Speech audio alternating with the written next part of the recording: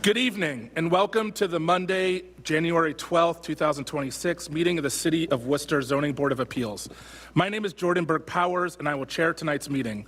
This meeting of the Worcester Zoning Board of Appeals will be conducted in a hybrid manner with both in-person and remote participation. As a preliminary matter to tonight's meeting, I would like to confirm board members and staff who are present. Board members, when I call your name, please respond in the affirmative. Board Member Abramov? Here. Board Member Cortez? Here. Board Member Barnhagen? Here. Board Member Sacco? Here. As well as staff, Michelle Smith? Present. Amy Beth? Present. And David Horton? Present. Before we start, a few housekeeping notes. Tonight's meeting is being live streamed from the City of Worcester website, and the recording will be available for rebroadcast. This is a public meeting, which means both that it is being recorded and that minutes will be taken and published at a later date. The public may participate remotely by calling 1-669-254-5252. Again, that number is 1-669-254-5252 with access code 160-456-4634. Again, that access code is 160-456-4634, or using the link shown on the screen. Once an item is called, there will be a brief presentation of the item, followed by additional comments and clarifications from members of the city staff, then an opportunity from anyone from the public to speak on that item before we proceed to board discussion and action. To manage remote participation during our hybrid meetings and prevent disruptions, all participants are automatically blocked from unmuting themselves, turning on their video, or sending chat messages. For remote participants who would like to comment on an item on our agenda, we ask that you use the raise hand feature in Zoom during the discussion of that item. If you are joined by phone, you can raise your hand by pressing *9. Again, that is *9.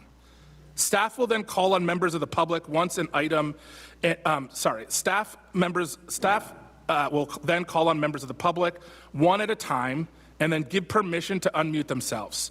If you are joined by phone, you will then be able to unmute yourself by pressing *6. That is *6. So *9 to raise your hand, *6 to unmute. Please note the board appreciates brevity in your comments. To help with the process, we'll ask the speakers participating in person to use a microphone to please clearly identify yourselves each time you speak, and the first time you speak, please state your city of town of residence for the record. To help maintain an orderly meeting, please address all comments and questions through the chair, that's me, rather than directly to any of the speakers or applicants, so please speak to me directly. Applicants should be aware that approvals are generally conditional, discussions are generally signed by the board at the next meeting, and filled with the city clerk the following day, beginning the appeal period. It's the applicant's responsibility to address any conditions of approval, and lack of doing so may result in delays or enforcement. Please contact the planning division with any questions. Any party aggrieved by a decision of the board has the right of appeal under Mass General Laws, Chapter 40A, Section 17. There are a number of items on our agenda being continued or postponed, which I will read through shortly. If you are here on one of those items, please note that no additional notice will be sent to you before the next meeting. The best thing to do is call the planning division the day prior to our next meeting to confirm if the item will be heard or postponed that night, as it is not uncommon for items to be postponed multiple times before they are heard by this board. I would suggest, for the purposes of streamlining our meeting, that Board Member Barnhagen offer to make any motions and that Board Member Cortez second any such motions. In the event that either member prefers not to do so, I simply ask that you identify another member to do so. All right. We have we have one continuance, 172-174 Shrewsbury Street, a request to continue the public hearing to February 2nd, 2026, and extend the constructive deadline to February 24th, 2026. Is there a motion? I'd like to make a motion to continue 172, 174 Shrewsbury Street to the public hearing and constructive grant deadlines as stated. Is there a second? I do second the motion. On the motion, Board Member Abramov. My vote is yes. Board Member Cortez. Yes. Board Member Barnhagen. Yes. Board Member Sacco. Yes. My vote's yes. There are 3 postponements. Postponement for item number 4, 26 Milton Street. Postponement for item number 5, 28 Milton Street. And postponement for item 8, 540 West Boylston Street, all to be request to postpone the public hearing to February 2nd, 2026, and extend the constructive deadline to February 24th, 2026. Is there a motion on those postponements? I'd like to make a motion to postpone item 4, 26 Milton Street, item 5, 28 Milton Street, item 8, 540 West Boylston Street to the public hearing and constructive grant deadlines as stated by the chair. Is there a second? So move. On the motion, Board Member Abramov, My vote is yes. Board Member Cortez, Yes. Board Member Barnhagen, Yes. Board Member Sacco. Yes. My vote's yes. All right, if you're here for item 2, 4, 5, or 8, 172, 174 Shrewsbury Street, 26 Milton Street, 28 Milton Street, or 540 West Boylston Street, please contact the planning division person. Let them know that you're interested. They'll make sure to contact you with any other follow-up. All right. We are starting with item number 1, Old Business, 91 Cambridge Street. If the applicant could please step forward.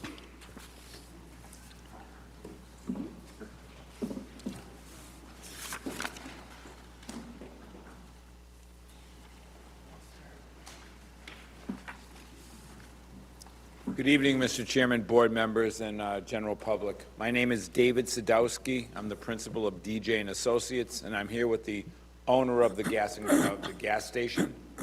Also, Rafael Hernandez from Acropolis Design is available online. He's the architect of the property.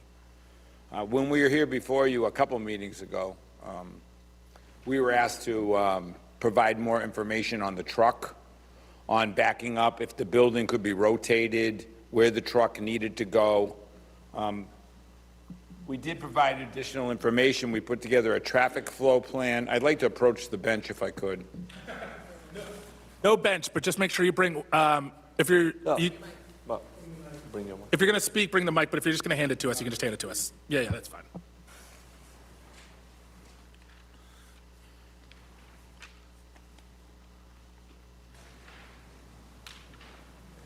The bench sounds so formal.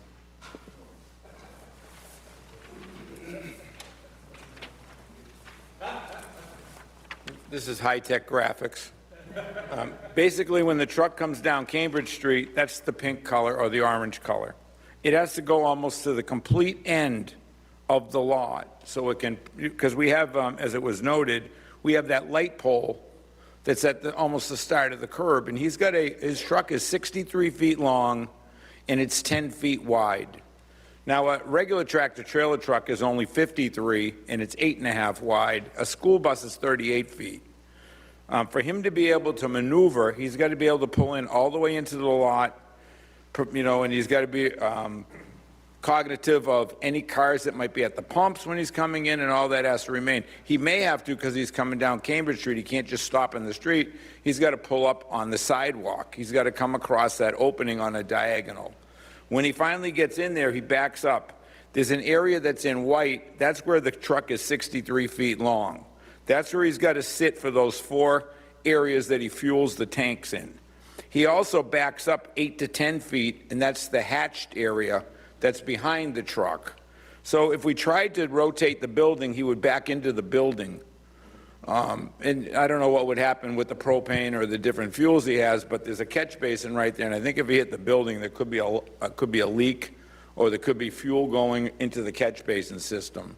So we don't think it's a good option to move the building forward toward the street or to rotate it. It must stay like it is. We've actually relocated the sidewalk another 8 feet east so that the people, if there was pedestrians, they would be out of the way so that the truck could back up and pull forward.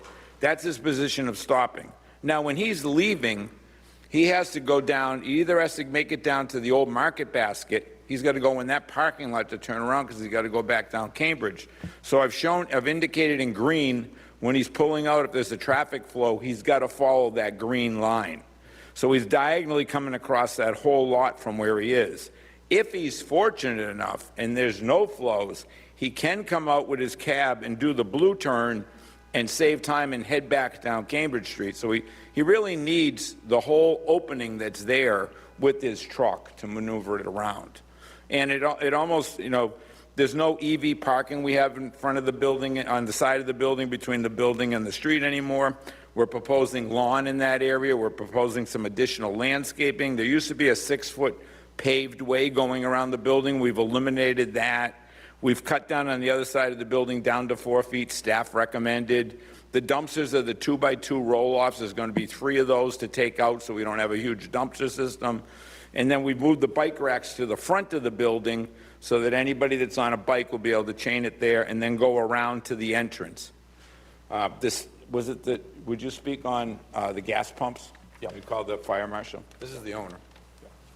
Hi, this is Nirav Kumar Burad. I'm from 39 Main Street, Medway, Massachusetts. So I'm the owner of the property. So there was a question like, is there any law where the tailor or the operator of the gas pump has to be visible? And I mentioned to the planning, it's a state fire department marshal requirement. It's number 6, where all the pumps has to be visualized within 200 feet. And if some circumstances, they have to go through the marshal and you have to get the special permit from them. But that's why we wanted to have the store at that situation, so from the window, all the pumps can be visible nice and bright.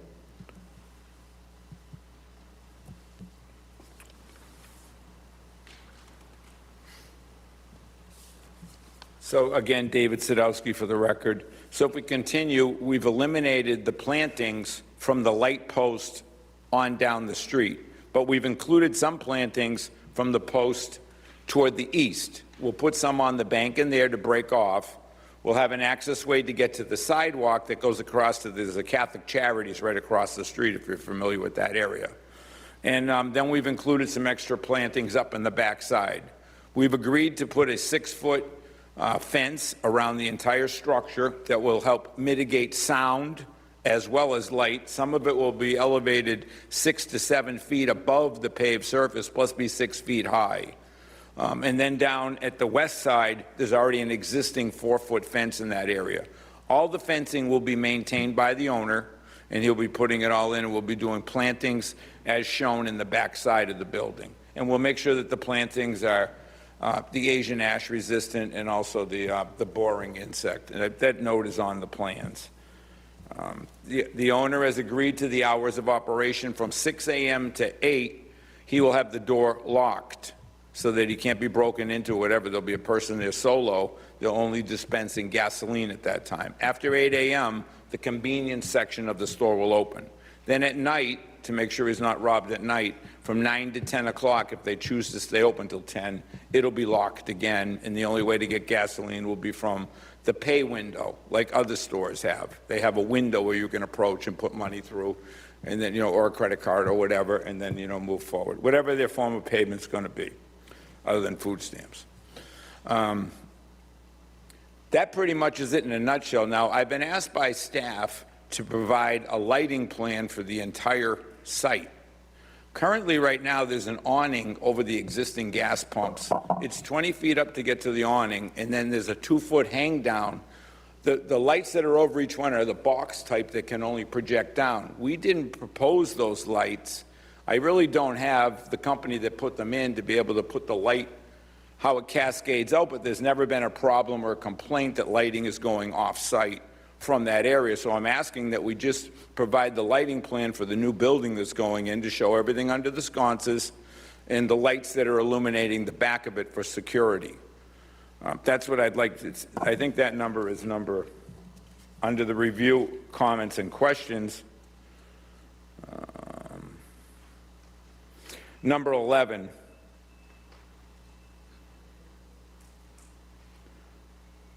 Then, of course, the applicant has 2 existing signs. The applicant has offered not to put a sign on the new building.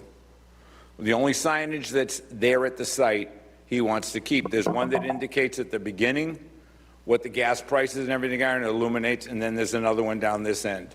The convenience store is going to be sign-free, so there'll be no change in the sign-in whatsoever. There is, I'm not sure exactly what the square footage of those signs are, but I know they illuminate, and they're the ones that bring business in. So we'd like to be able to maintain the existing signs like they are and add no new signs to the property. We'd like the board to consider that. And of course, we'd like them to consider the curb cuts that are existing to let them stay like they are. And there's also a point in here about talking about the sidewalk. Some of the sidewalk in front of the building is pavement.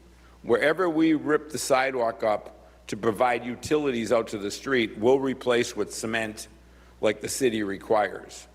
I don't know if the board wants us to re-cement the whole sidewalk in front of the property or not. There's only a section that we're really going to be ripping up. I'd like the board to consider that where we're going to make repairs or tie into the utilities, the sewer that's got to tie in, there's the storm drain that goes under the building that picks up the footing. That's going to be tied into the catch basin, and then there's going to be a water tie-in. If, other than those three, we'd like to replace any of those areas disturbed with cement that the city requires, but in the other areas, leave the sidewalk like it is. Can you think of anything else you'd like to add in? I think I'm ready for questions from the board.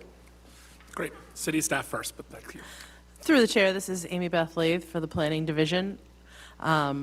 So the applicant presently on this premise is a 4-pump self-serve gas station with a kiosk, and the applicant seeks to convert the existing kiosk to storage and construct a 760 square foot convenience store on the parcel to be operated as an accessory activity to the existing gas station and make other associated site improvements. This gas station is located in the RG5 zoning district, so therefore the relief that they are applying for is a special permit to extend, alter, or change a privileged pre-existing non-conforming use. And the existing use is privileged, pre-existing non-conforming in regard to the following requirements.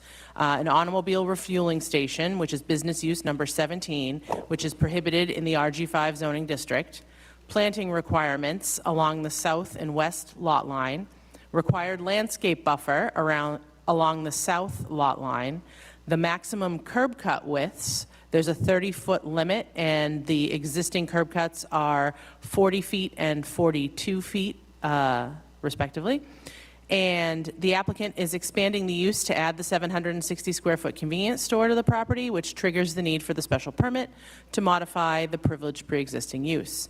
The retail use is ancillary to the gas station operation per the definition of automobile refueling station in the zoning ordinance. The site is proposed to remain non-conforming with respect to curb cut widths with no changes proposed and the required landscape buffer along the south lot line. The plantings along the west and south lot line with 1 tree proposed along the western lot line. This item was last before the board on November 17th, and at that time there was no staff memo issued, so the items in the staff memo that you received should have been new to you / the applicant did speak to at that time. I'm going to try not to talk a whole big bunch. I just want to touch on, I'm going to have to scan, to touch on the things that the applicant didn't necessarily go over with you. So the combination of the retail space and the gas station requires 3 parking spaces per the zoning ordinance, and the applicant is proposing 3 parking spaces. The applicant is proposing EV wiring at the front of the proposed convenience store. However, it's unclear which parking space will be wired for future use, so we'd like the applicant to talk through that with us for a little bit. We've already talked about that staff is recommending, we had recommended to either relocate the store or rotate the building. I think the applicant has addressed that comment. Also about the front yard alignment and why the applicant can't move the building closer to the street. The applicant has eliminated the parking between the street and the building, but we are requesting that the applicant reflect the use of striping in the parking lot to prevent vehicles from parking between the building and Cambridge Street where the fuel truck must turn around. So we're looking for the applicant to extend that striping through to the end of the parking space, so it's clear that nobody should park there. Yeah. Responsive to staff comments, the applicant has relocated bike racks towards Cambridge Street to avoid conflicts and proposes the new concrete walkway from the street to the main door and along the side of the building facing the parking lot. You already talked about the curb cuts, and we talked about the sidewalks. The applicant is proposing 3 2x2 roll-off dumpsters to be manually positioned for pickup weekly, we believe, with a solid enclosure. And staff notes that the air pump still appears to prevent the rollout of the dumpster in the rear of the building. So we'd like the applicant to talk to us about the operation of the dumpsters, and then also how often those will be picked up, and then the position of the air pump. They talked about no new signage. So we were unclear whether or not the western pole is planned to be removed or to remain, because on the plans it indicates the pole is to be removed. So I think the applicant cleared up that the pole is to remain at the western side of the lot. And that the applicant will be required to comply with the current sign ordinance, of course. We talked about the lighting plan, and the applicant has provided a stamped stormwater checklist indicating that there will be a net decrease in impervious surface. So any further design changes may warrant an update and may not increase impervious surface without a full stormwater report and mitigation of peak rates. There are a lot of conditions that I think everybody has seen. So if the applicant is amenable, or if we have any questions, I am also available for questions. I'll just say really clearly, quickly, that the trash makes sense to me. You're talking about 2 units that are easily wheeled around, so it's not going to interfere with the air pump, but I do think it would be helpful for the record to indicate what the plan is for trash pickup. Like, when are you planning to do it? How's that planning to happen? It's every week. We picking up trash every week. Once a week? Is it a private, how are you doing? Is it Worcester Bags? It can't be Worcester Bags, right? So it's like Every Thursday they pick the trash, and we have just 3 2x2 rolling dumpster. We 2x2 just bring is out, easy. yeah. Okay. And air pumps, it's very tiny unit, 2 feet by 2 feet. It's hanging on the wall, so it's not. I don't think so. It's a hurdle for that. And EV, we already talked about last time. Like they're not going to provide me the DC power. So it's not worth to have a. So you've indicated for the record that for what you can provide, you're going to at least provide some conduit. So it just needs to be a conduit to where, essentially? Like, you need to indicate on the plan. You don't need to indicate it like you're going to build it. You need to tell us, if you were to build it in the future, where could it hook up? Which of the 2 spots? Through the chair, currently at the northern front corner of the building, it's indicated that's where the EV hookup would be. So I guess there's That's a fine. handicap in front of it, that space could. So just make that clear for staff. I Right, guess. but what he was talking about is it's a 12-hour charge. Yeah. From what he's fine. provided. He can't get the fast charges, and We nobody's. don't gonna need sit- any of the other stuff. We just, just make sure it's indicated on the plan. That's clear enough for us. And one more thing, we have 2 signs at the both end. We're not putting any extra signs. So do I have to take the 1 sign off, or it's okay? No. Okay, yeah. They're And- just saying if you yeah, change we- anything, We're you'd not have to putting come any before new us. signs on the building. No. Yeah.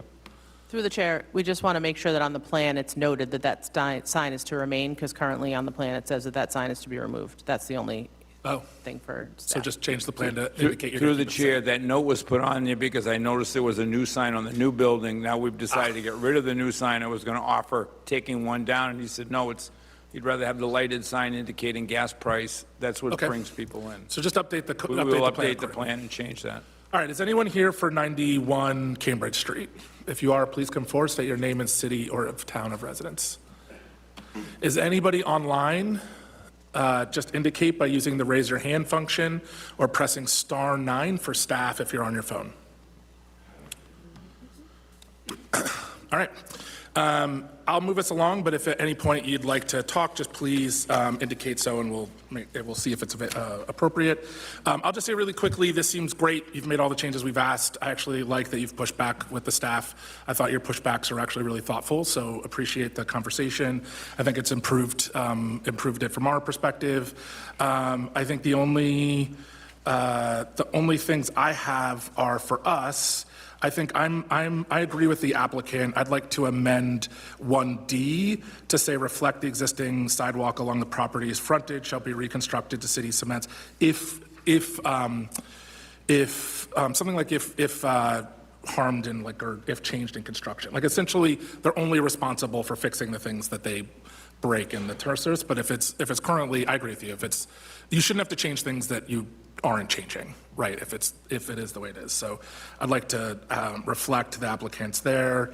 I think 1F is about the provide a color photonic plan for the entire site. I'd like to reflect that the applicant, I'd like the language there to just reflect that the applicant could submit the sort of lighting plan as stated, and any changes accordingly should be indicated. So if you're not changing things, again, I don't think you should have to update us on it. As it's already happening, it seems like the applicant is asking us to cut 1H, although since it says practically based, it sounds like it's not practically based to change it. So I'm up to people's thoughts about if we keep or just leave it. It's probably fine either way. And for the applicant, it says on 9 in perpetual that it be a stockade fence. I don't care what type of fence. I just want to make sure that you've noted that that you're okay with that as a type of fencing. Or if you want it to be, if you want open, I'm open to us changing it to just say a 6-foot fence. But Yep.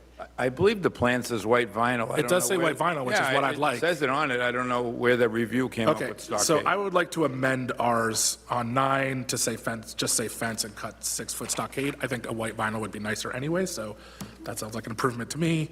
And then 12, proposed exterior lighting should be directed downward.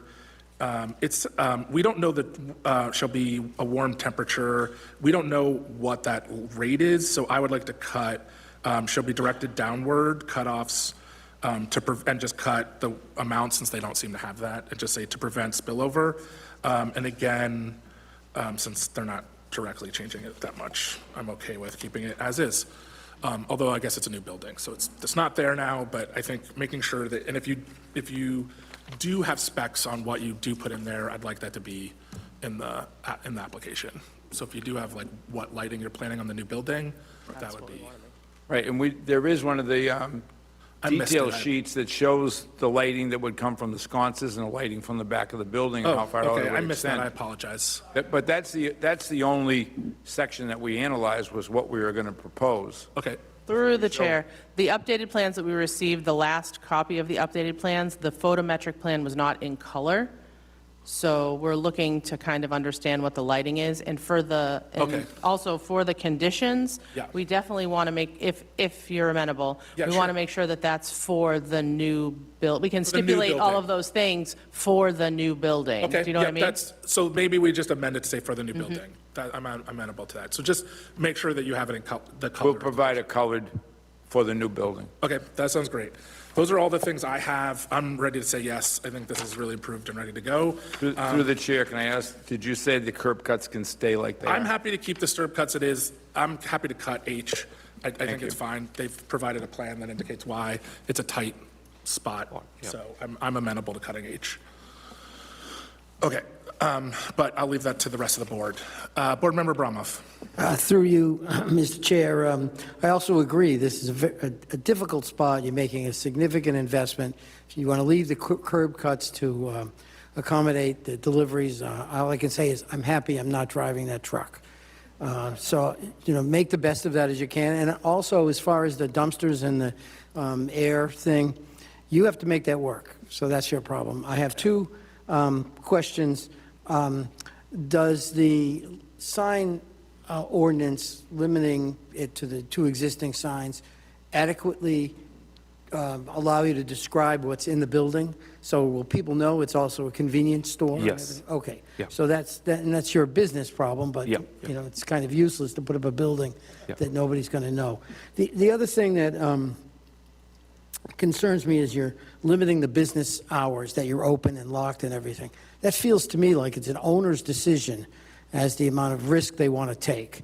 And by putting it in here, it limits what you can do in the future. So my question for you is, and maybe it's also to the city, is this a quality of life decision for the city of Worcester, or is this safety for you? And if it's not in here, might you still have those hours, but in the future, you might want to reconsider. So I just wonder if by putting it in here, does that hinder your operation in the future? I mean, I would love to do the operation whatever the hours right now, but they putting lots of if and but, so that's why we just agree to that way, to be very honest. Like, right now, the hours are 6 to 10, right? But to get approved, we don't want to argue with the town too much. So I said, okay, we can operate with the window, and if they allow in future, I would love to have the more hours to do the better business. Then let me ask the question to the city. Is there a reason why these hours are different than the hours he's currently operating? Through the chair. So the reasoning for the hours was because this is a residential zone, so we don't want to create more noise than currently exists. And by moving he wants to operate an external window closer to the residential houses. So we wanted to create a space where the applicant could operate his business in a manner in which he wanted to operate the business, but at the same time, not creating more of a interruption to people's lives that live right in that area. Sure. So also the fact that staff was staff recommended removing the external window, but the applicant was adamant that that was part of his business process for his own safety and for his comfort for operating the business. So this was kind of the compromise that we came to in terms of the applicant getting what he wants, the city getting what they want. This is kind of where we landed. Okay, well, to be clear, the window is facing inwards to the pumps, correct? Correct. It's not, well, building-wise, it's as far from any of the properties as it could be. It's that front window, it's facing the pumps, Yep. yes. So through the chair, though, it's at the rear of the building, on the side of the building where the houses are. Can I show you? Sure, please. So this is the window. Okay. Yeah. So pumps are this side. So if you're looking out, you're facing the, you're facing the pumps. The residents are behind. The residents are this side. So we don't have any window behind the building or this side of the building. It's just the front of the pump and front of the Cambridge Street. Okay, I appreciate that. Just on the record, I don't see a particularly compelling reason to limit your hours. I'm more concerned with, I don't think there'd be a noise bothering the neighborhood. You're shielding it even more now than you did before with the fence, with landscaping, and, I'm concerned that you're able to make a financial go of this. I mean, I don't know if that's the purview of this board, but I see that you've determined that there are the best hours, and we're limiting that. So myself, I'd like to hear from the other board members. I would be okay changing them to what you described, till 10 p.m. or. Through the chair, could I say one thing, or are you in discussion? No, go ahead. Is there any way that it could say that the door would be locked from 9 o'clock on till the close of business instead of 9 to 10? We'll discuss it. I think that's, I'd like to hear the other board members' thoughts on it, but we Okay, can well, discuss it. that's my only, there's quite a bit, but that's it. I think it's worth discussing, so when other board members step in, if they could address Board Member Brumhoff's, I think, good question, as well as any other concerns you have, that'd be helpful. Board Member Cortez. Through the chair. I'm quite pleased with the steps that you took from the previous meeting into addressing the concerns. Pretty much, you have, it shows that you work it around to try to make changes to the plan in order to comply with what we have been identified as issues of concern. I have basically, I it's a difficult location, the lot where the location is difficult.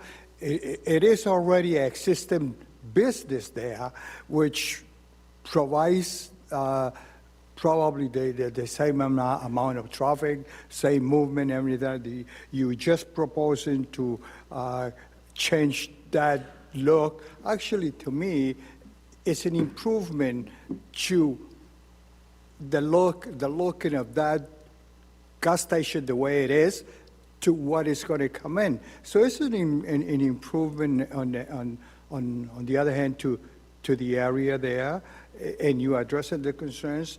I did read pretty much the discussion that you have with the staff and the agreements and what the staff has indicated, and you are willing to work it out and work with them.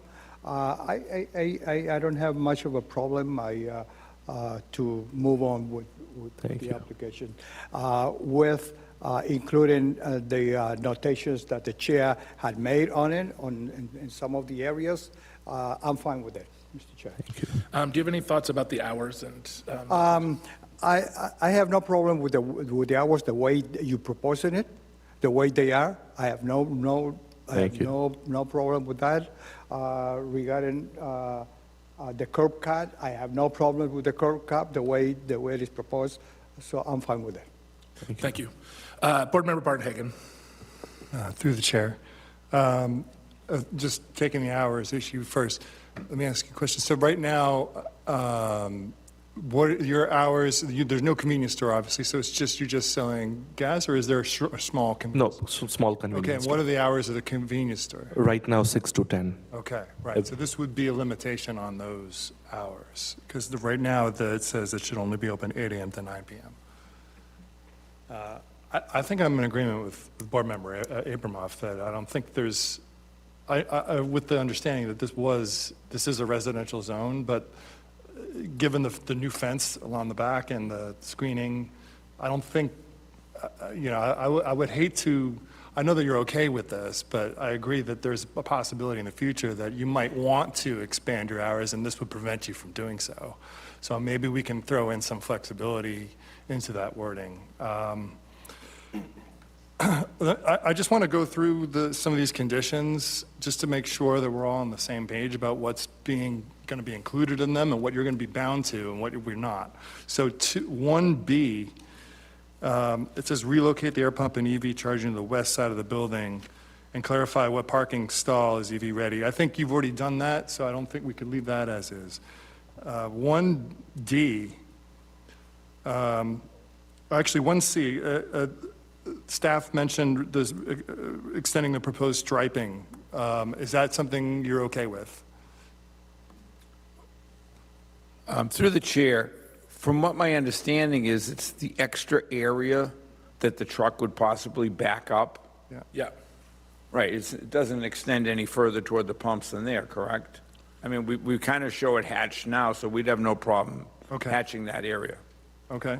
1D, I think will be amended if changed during construction to something like that. 1E is going to be eliminated, correct? Correct. Yeah.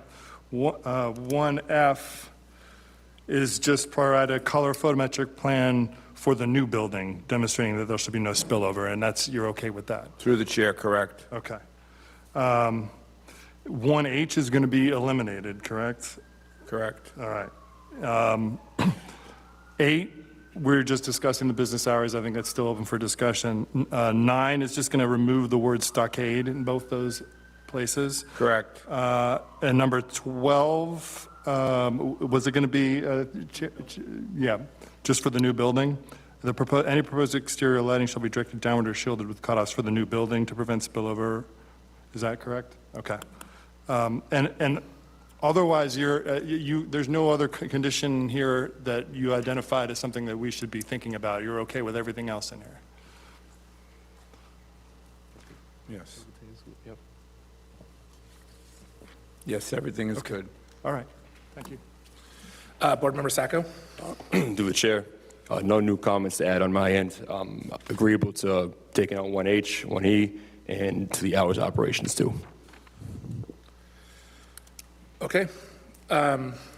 Let's finalize then the language. Through the for chair. 8. Oh, yeah, go Can I ahead. suggest, this came to me, I don't know, Yeah, I want to please. throw it through the applicant, but if we said something about, the hitch and the glitch for the staff was that if the window was in operation, then the store would be closed, right? Yes, So correct. instead of limiting the hours of operation, I don't know if we then look at some kind of language around, an if this, then that situation. I don't know. Just throwing that out there. Sure, go ahead, Board Member Through Broadbent. you, Mr. Chair, I'd be in favor of leaving it at the hours of operation, 6 a.m. to 10 p.m., and let the applicant determine when he wants just the window or not. I mean, I think that's a business decision, and I think that's what there's no complaints now on record that I understand that, for any noise or anything. So I feel very strongly, we just say they can operate from 6 a.m. to 10 p.m. Through the chair, and there's also, we can keep the sentence in here, it says, "No exterior pay window use shall occur while access to the convenience store is accessible to customers." That would allow the business owner to decide when to close the convenience store and operate the window, and vice versa. Correct? Yeah, I guess so. I mean, I want to leave it as his business decision, not something that, we're not on the front line there. Also, want to add something, Chair. Like, since the price chopper is shut off, we sell egg and bread, and mostly the morning customers are looking for those daily need. And imagine, like, if I'm open and saying, I'm selling egg after 8, I don't want to be the miserable to them.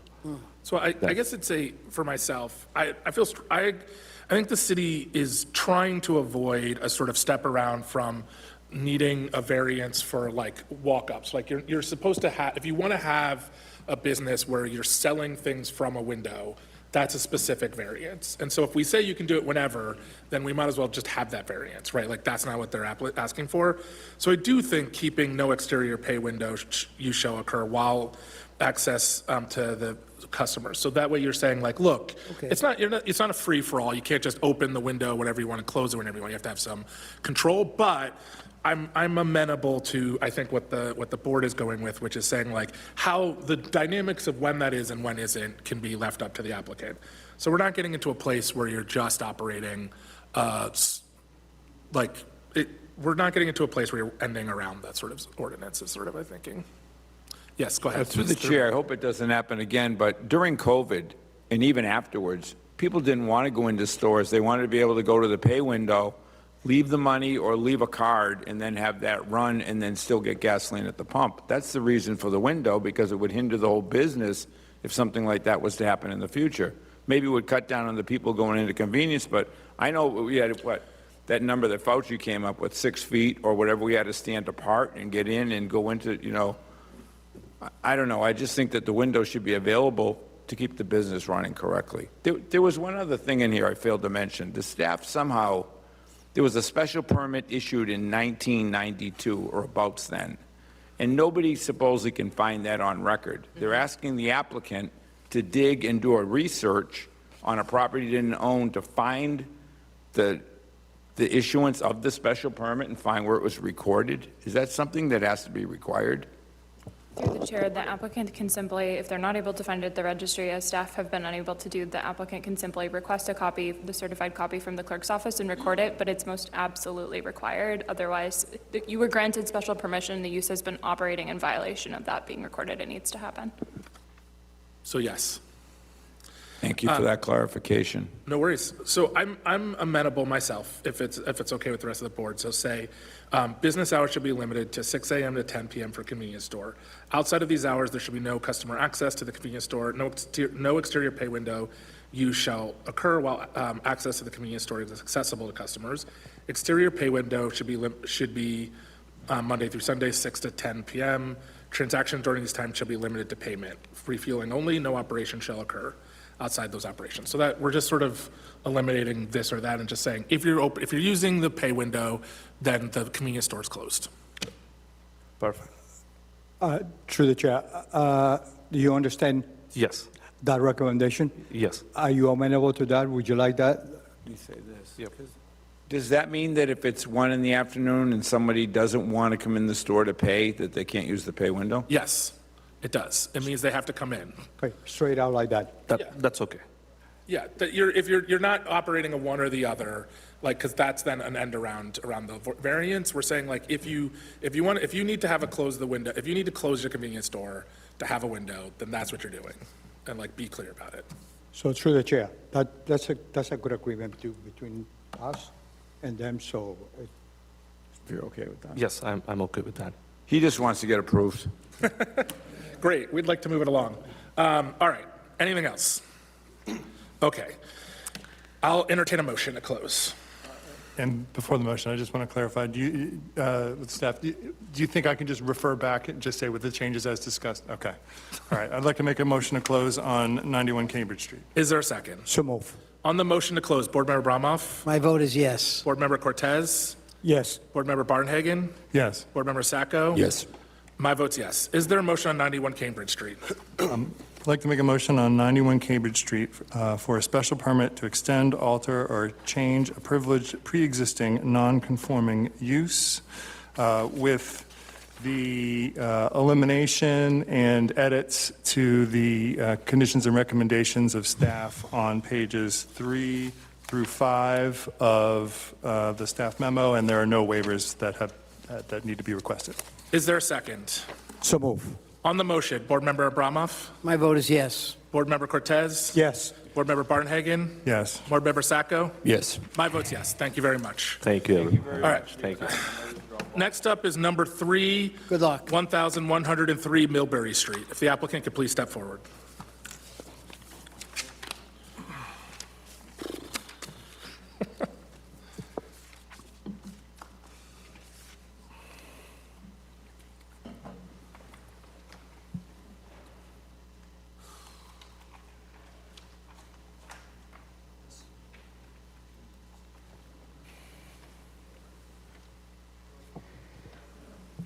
Good evening. Mr. Chair, members of the board, just for the record, my name is Joshua Lee Smith. I'm an attorney with the law firm of Bowditch and Dewey. To my left is the architect of record, Jesse Hilgenberg. And behind me is the principal of the applicant. We are all here to address any questions, concerns, answer any questions the board may have. As a reminder, we met with this board in 2025 in December, and we received some comments, some feedback, all of which I thought was reasonable. This is, as a reminder, this is a multifamily project, 40 units, 80 parking spaces, right off of Millbury Street. It's a split zone lot, and we left that meeting promising to do a little bit of homework with respect to some comments pertaining to design, as well as some comments pertaining to impervious surface, architectural features, the height, and landscaping. So I think we've, working very closely with staff, Michelle and her team, as well as getting some other comments from neighbors, working with Ward Councilor Frisolo. We have provided some updates with respect to the design. And as well as the members have the updated staff memo, the DPRS memo, I can say that we are in agreement with all of the recommended conditions of approval. So I think I can pretty safely say that we are on the same page with staff insofar as that's concerned. I just want to very quickly highlight some of these changes, and Amy Beth, you've got the right slide right here. She's a good mind reader. So this is an updated, annotated version of the rendering, 3D rendering, as the view from, if you're on Millbury Street looking at the front. And so Jesse made some changes with respect to architectural elements and components. Again, some comments from Michelle and her team. So there are some changes with respect to that front facade, especially looking here on the left side, that left tower, some articulations, some variations of materials, We were somewhat limited because the stairway is actually right in that location, but he did also add some stone veneer towards the bottom, add some groupings of windows, some more overall interest with respect to the facade design. That's with respect to the facade aesthetic features of the building. In addition, it's a little bit more difficult to see. However, the height has decreased slightly. So one item that we are seeking is a variance with respect to the height, maximum 40 feet. And we are actually, there's a net decrease of 2 feet as a result of some of these changes. So it's kind of subtle, but from this depiction, you can see there are 2 towers, so to speak, that have a higher, slightly higher elevation, slightly higher height on both ends. And then you've got the middle portion, the middle tower where the entryway is. All of those have come down slightly. In addition to some of the architectural changes, we also, as I said, added more trees, so more greenery, less impervious surface, so more trees, more low-lying bushes. Those have all been added. Not depicted here, but we had also, in talking with the neighbors, we added an opaque fencing in the rear. Again, as a reminder, this is an up-gradient site, and towards the rear of this site are some residential neighbors. And so we've to accommodate them, we've added an opaque fencing along the rear portion, along with some arborvitae plantings along that fencing. So more plants, more trees, more open space. There was a slight change with respect to the driveway. We've reduced that slightly in order to, again, to provide less impervious surface. One more comment I'll make with respect to the required 10% recreational area.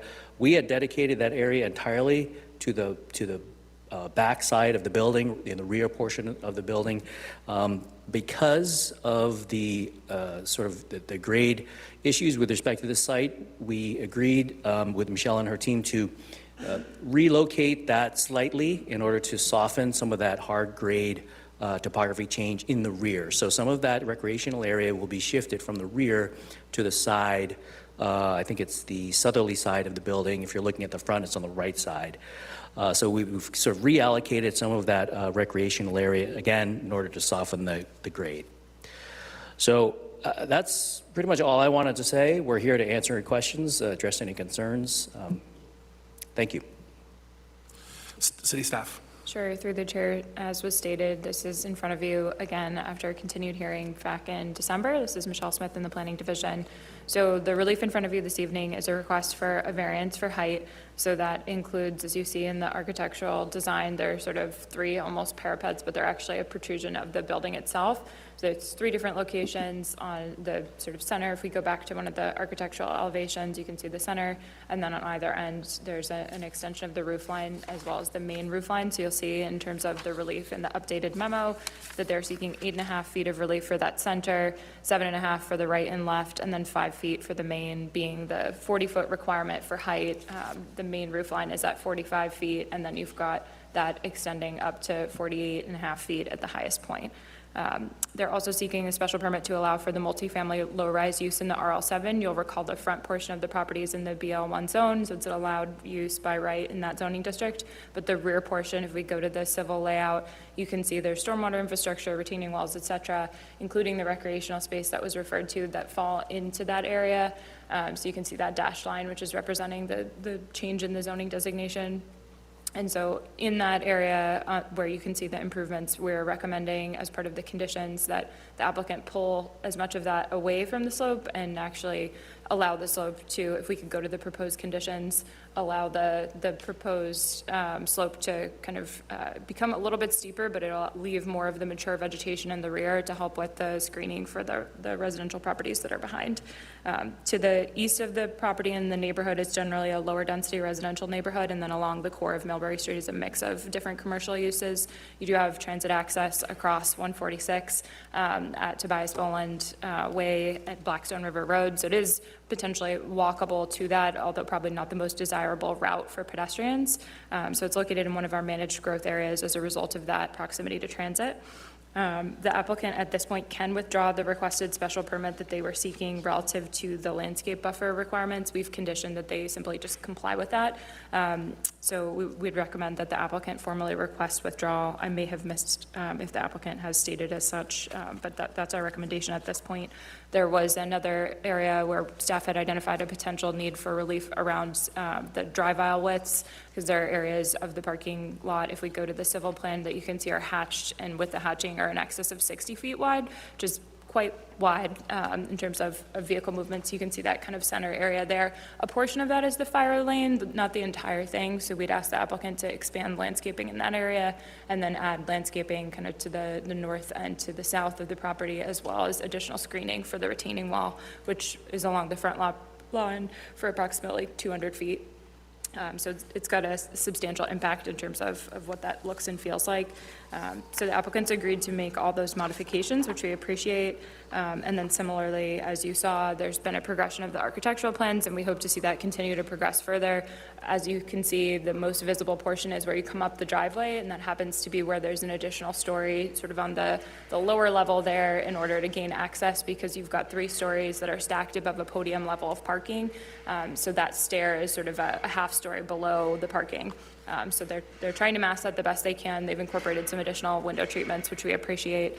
But at this point, I think all of the conditions the applicant is agreeable to, so conditions of approval are listed in the memo. I'm happy to answer any questions about those if you have any. Otherwise, I think those are the main things that I wanted to emphasize for the board. And if you have, again, any specific questions, happy to answer. Thanks. Is anybody here for 1103 Millbury Street? Is anybody online? Just use the raise your hand function or press *9. Yes, please come forward. Just state your name and city or town of residence. Thank you very much for coming forward.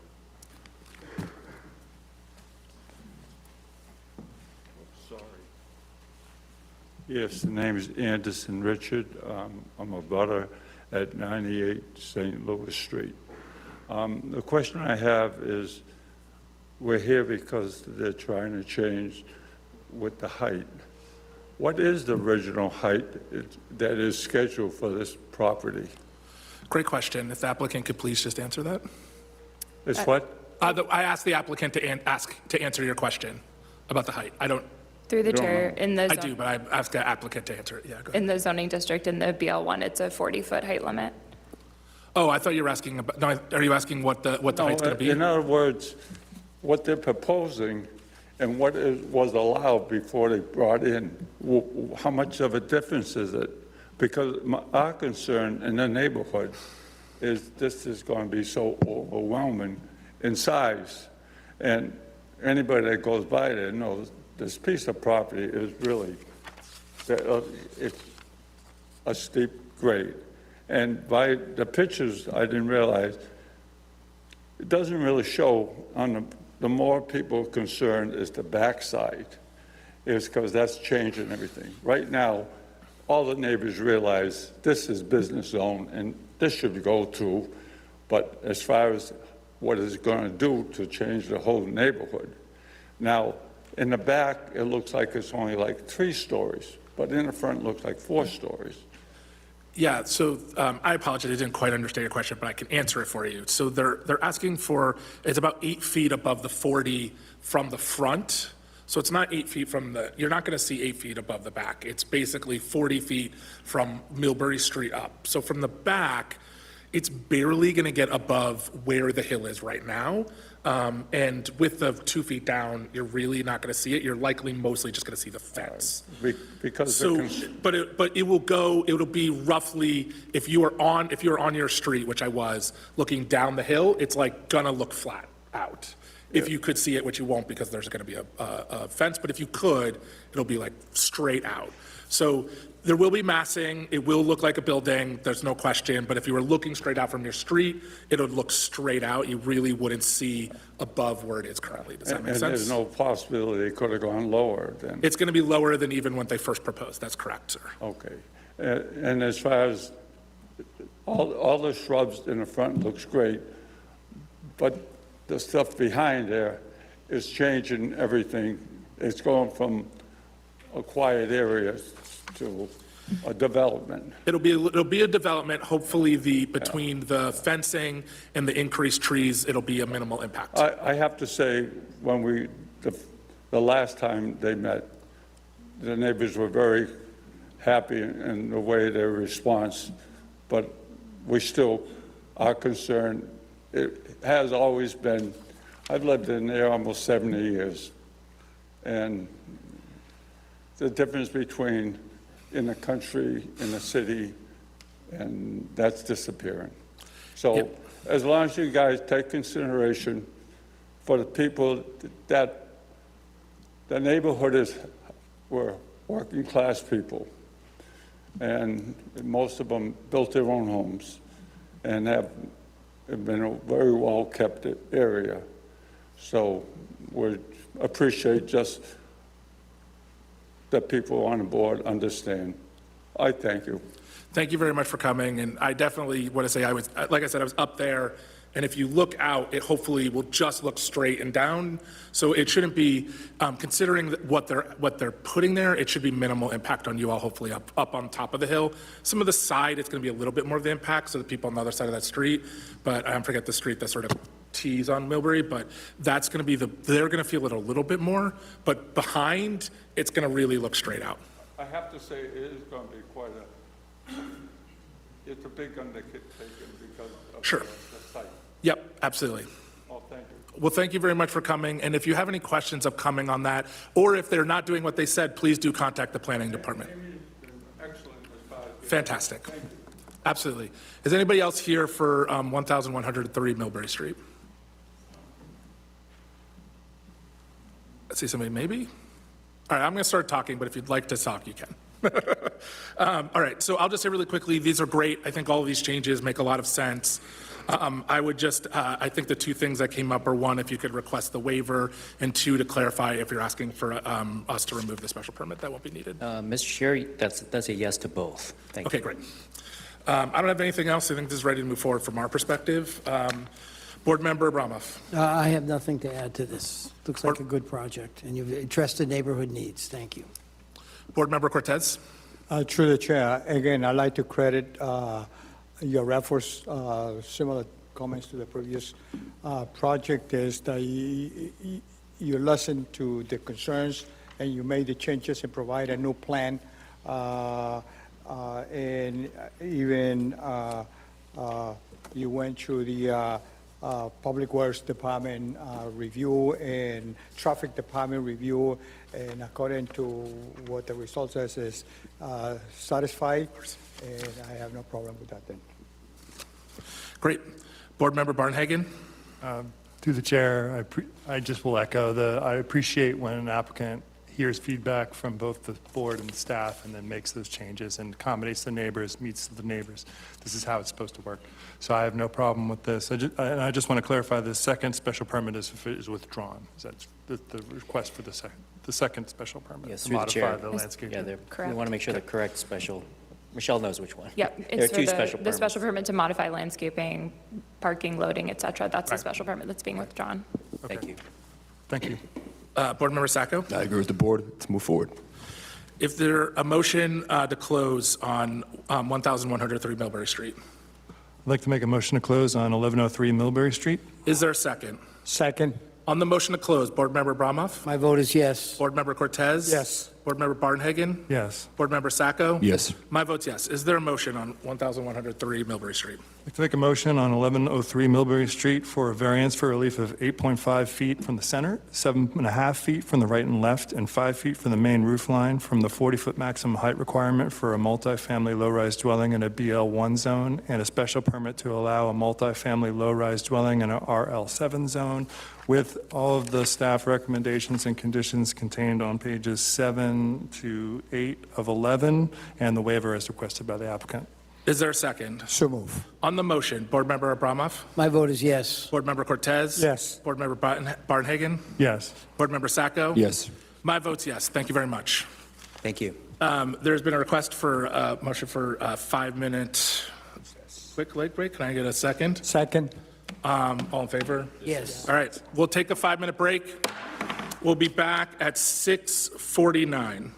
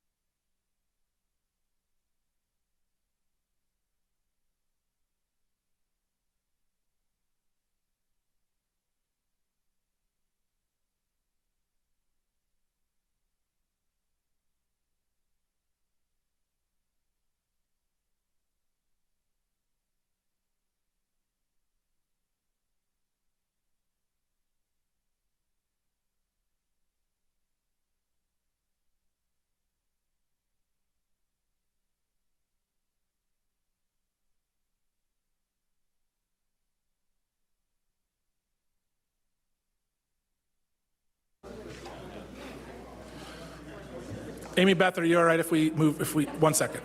Okay.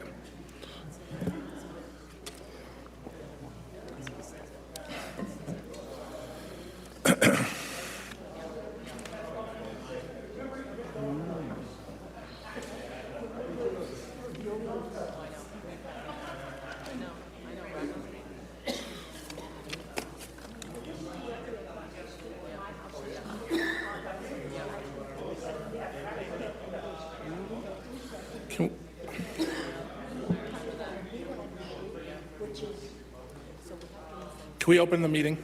Yeah. Sorry. We're back in session. If the applicant for 112 and 116 Rodney Street could please step forward. Yeah. Good evening, Bud. And my name is Sam Ison. I'm the owner and the general contractor for 112, 116 Rodney Street. I have my structural engineer on Zoom. Probably if we have any question regarding structural, then he could be able to answer. So 112, 116 Rodney, it previously 20... If we could just ask everyone, if you're going to be in here, to please keep it down so we can hear the applicant. Thank you very much. So previously, back in 2024, we got approved by the board to build a three-family building, 3-bedroom, 2 baths on 116 Rodney.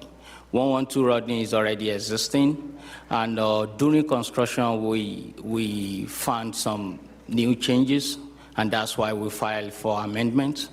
The first thing come when we contacted National Grid, hoping that we just need to tile in from the grade. And surprisingly, they told us the grade is full. So we need to get a 15 kVA transformer. They have a new site located at the back, the rear side of the building. Second thing that came up is past staff recommendation on the left side of 112. Previously, we have different driveway going for individual property, but because of the green space, they recommend we have a green space on that, which we already did. And right now, previously, I think we have 6, let's say we have 8 parking space, but right now we already improve it to 13 parking space, which give more relief on the street. We have individual storm scepter that the site and the engineer recommended we tie both pipes together with 8 inches pipe, which we already did. And now we talk about the retaining wall. So previously, retaining wall is going to be like 8 feet, but when we start the project, we find out actually on site, we really don't need up to that right now. So we amend it to be around 4 feet, which we don't really need engineering design for that. That has been done. Finally, so pretty much that's what we have on the site plan. Currently, we have existing 3-family, which I think we're on the 2nd floor at that point, but right now we're already on the roof. So we just finished doing the framing, and we're hoping to get an approval to start the site work when the, when they open the underground. So if we have any question, we'll be able to answer this. Okay, city staff. Through the chair, Michelle Smith in the Planning Division. So again, the applicant's seeking an amendment to an approval you previously approved and then subsequently amended. So we're in for another amendment. So you can see the plan that you had most recently approved in 2024, which showed 2 independent driveways back to smaller parking areas, each on the respective lots. Since that at the time, staff had actually recommended that the applicant consider a common driveway. They didn't want to do that. I think they got the construction costs back and realized the additional retaining wall that they would have to construct for this design was not a great way to expend resources. And so now they've proposed, if we move to the proposed conditions, which are sort of a combination of existing conditions and future conditions, this central common driveway that goes between the two structures and then a reconfigured parking area that's all kind of consolidated in the back. So from the prior iteration to now, you're seeing a change in the relief specifically requested around the special permit to modify parking and loading. So before, if we go to the previous condition, you can see the retaining walls are pretty much right up on the property line. There's no 5-foot setback. So that is the relief that the board granted, was no landscaping, waiver of all the trees that would normally need to be planted in those areas to allow the parking and the walls right up.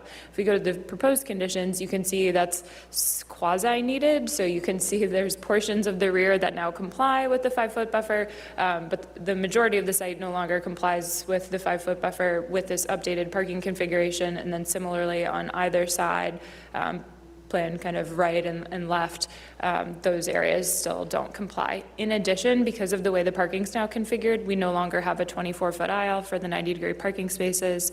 So they're adding a request as part of the special permit to reduce that aisle width down. In some locations, that aisle width is only 16.5 feet. So the board should think about, the viability of maneuvering in there. Staff did provide recommendations for conditions of approval. In reviewing those, I would recommend that the board add an additional condition related to that, to make the two northeasternmost parking spaces on 112 compact spaces, which would give an additional 2 feet of sort of aisle width to maneuver, making the aisle 18 feet and the parking stall 16 feet. And then similarly on 116, the parking space that's, again, furthest to the west, kind of closest to that common driveway, making that stall compact as well, again, to provide that buffer, because the applicant has not only the existing 3-family, but they're proposing a protection series of bollards or guardrails along the rear so that folks don't back into the building. And when they add that further restricts that drive aisle. So our concern in that location is just the actual maneuverability, because many cars are actually larger than that. So that's one additional item I would add. And then, as you heard, the applicant is essentially adding 2 additional parking spaces with this revised configuration, which is great because that really kind of functionally means that both lots comply from a parking perspective. However, technically speaking, the relief they were still granted, the variance for parking, would still apply. Should the board want to, you could ask that the applicant, we've already asked as one of the conditions that they provide a copy of the recorded access agreement or easement for the benefit of both properties, right? Because it's being kind of straddled along the 2 properties. So if you wanted to ask, you could request the applicant also include within that the 2 parking stalls that are located on the in the parking area on 116, really serving 112, be granted formally an easement to locate there. That's a suggestion if you'd like. I will also note that we missed our header because this is a bit of an unusual one to be during construction. So I would just say for all of the conditions, everything from 1 to 2 should be listed under prior to occupancy, since they already have a building permit and are actively working on the site. So we just want to make sure we get that before they occupy. So just in terms of clarifications there. Other things that I want to highlight that I haven't, I think really I've covered all of the major points. I'm more than happy to clarify anything, but just in terms of orientation, you're just west of Green Hill Park and kind of north of Belmont, northeast of Belmont. Okay. Is anybody, excuse me, is anybody here for 112, 116 Rodney Street? Please come forward, state your name and city or town of residence, please. Good evening, gentlemen. I'm kind of new to this. I have lived in this neighborhood for 60 years. I just realized that today, 60 years. You just got to say your name and city. Oh, I'm sorry. My name is Irene Chevalati. I live at 1 Breck Street in Worcester. Thank you. The construction that's going on there is absolutely ridiculous. How this young lady was trying to explain to me how they're going to put these parking lots. Those houses, the front of the house is right smack on Rodney Street. The back of the house comes straight down on the hill like this. Where are they going to park? They're telling me that you're going to come behind, in between the houses and behind, and now they're telling you it's going to be 3 bedrooms. That means there's a lot of kids going to be living there. This is also a street where goes right into Belmont Street School. There is no place to park there. That street, when well, even on Rodney Street, I keep going by there, and I'm saying, where are they going to put? If it's 3, at least another 6 cars there, with additional kids running around. I don't know if anybody has looked at there, but I've gone up there, and you've got a parking space in between the two houses. And then in back there, they're talking about a retaining wall, and like I said, that's just straight dirt. So I don't understand how they think that they're going to have isn't anybody concerned with the kids or the parking spaces there? Because like I said, I've taken pictures all over the place at different times of the day when they were parking. You know, most of the people are gone to work, and that street is jam-packed. There's no place to turn around. Yep. It just doesn't make any sense. And now on top of all what this is going on, now at the very corner, after 16, there's going to be 120. They're putting up 7 units. That's going to go right next to that. So there's Breck Street, my house, dirt road for Breck Street, Vilander Street, and Rodney Street. You're talking in a space probably from here to the end of the building. You're adding all of these cars, additional children running around in between. It just doesn't make any sense. So just through, just to clarify, so the detaining wall in the back, so it is dirt. The retaining wall that they've built and will continue to build is going to flatten it out so that there will be space to park in the back. And most of it is not happening behind the building it's on the other side of the building. So both, it's going to be one parking lot, it's going to be one parking lot across the back.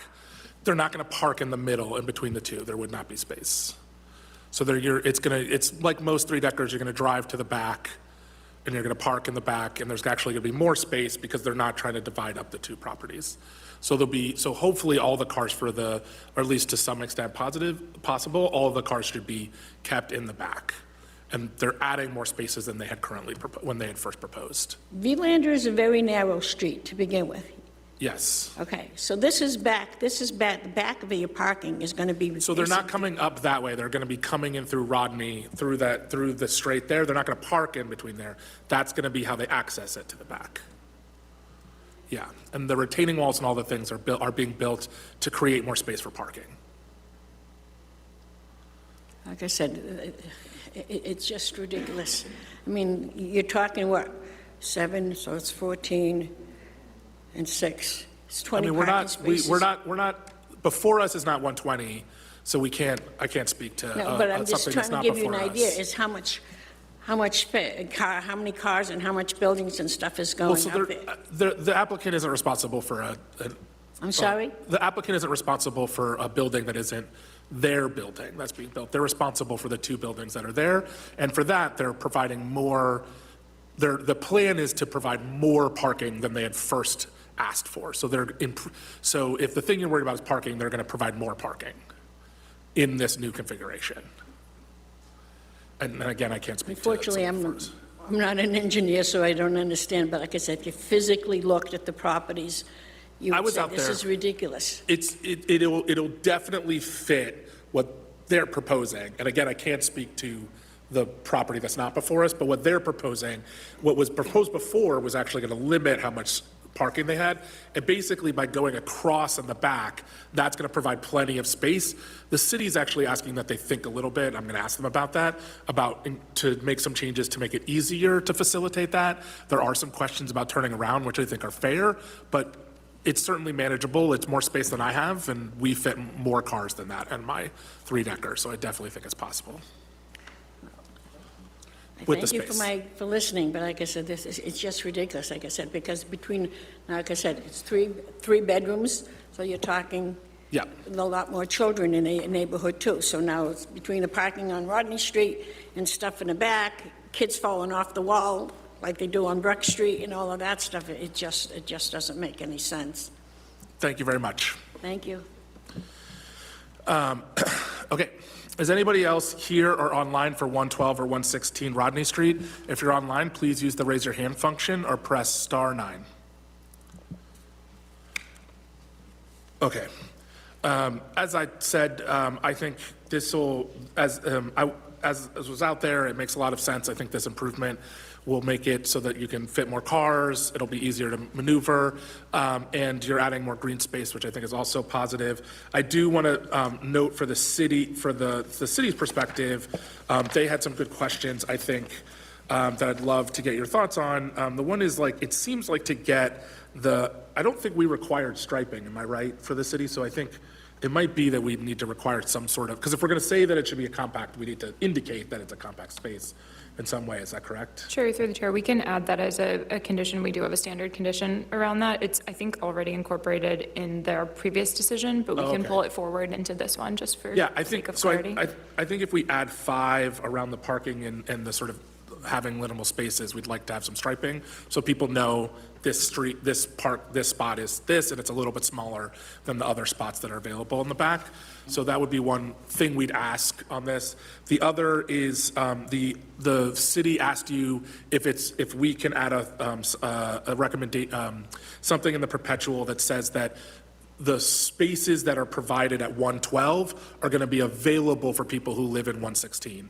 Are you amenable to that? So we would have to make sure that that's in writing, so that people at 116 have to provide that space at 112, since that's where you're going to have more of the space. Okay, we can do that, so. Okay, great. So we would add a number 6 that makes that clear for folks that, like, basically you're allowed to park across the thing. The other thing is that you have to request the waivers on page 3 of 6. Do you request the waivers? My suggestion would be yes. Yes. Great. Those are all the things I have. I think this improves what was already there. It makes a lot of sense. I live over by, by Elm Park. Elm Street, there's I think 5 apartment buildings that all face the park. They all have shared parking in the back. They drive in, they have parking spots. It's sort of a mash in the back, but you know, from the front, it looks like a normal 3-decker. So it'll function the same way. I think it'll be fine. I don't have anything else. Board Member Abramoff? I have no comment. This seems like we've covered it all. Board Member Cortez? I have no comments. Board Member Barnhagen? Through the chair, so just to clarify, there are 3 new conditions. 2 new conditions. What about the conditions to create those compact spaces to I'd begin? say that can be with the striping. I was going to put, or maybe it is 3. Through the chair, how about I just read what I have and you can confirm if that's correct? Yeah. So we're adding a header above 1 that says prior to occupancy.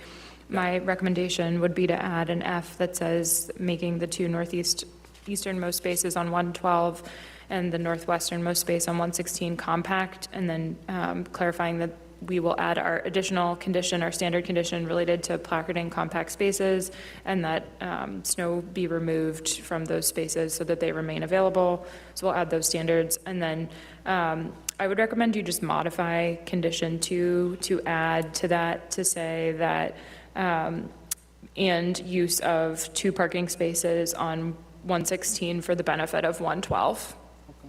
Okay. Okay. Otherwise, yeah, it sounds good to me. I don't know anything further.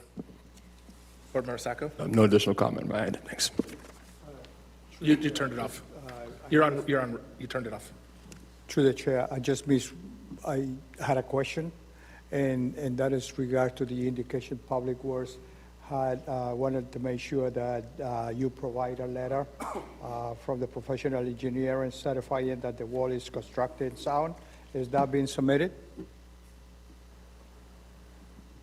So through the chair, I would say the board can incorporate it, but ultimately the application has to go back to the planning board for a site plan, and given it's related to the retaining wall, we'd recommend that just get incorporated as part of the site plan process.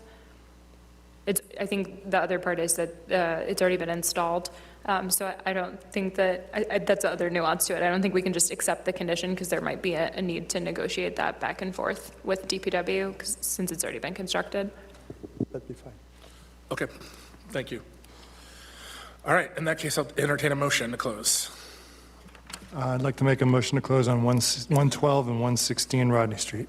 Is there a second? Second, On the motion to close, Board Member Abramoff? My vote is yes. Board Member Cortez? yes. Board Member Barnhagen? Yes. My vote's yes. Is there a motion on 112, 116 Rodney Street? Oh, sorry. Yes. I did it to you last week, too. I'm so sorry. I'm really sorry.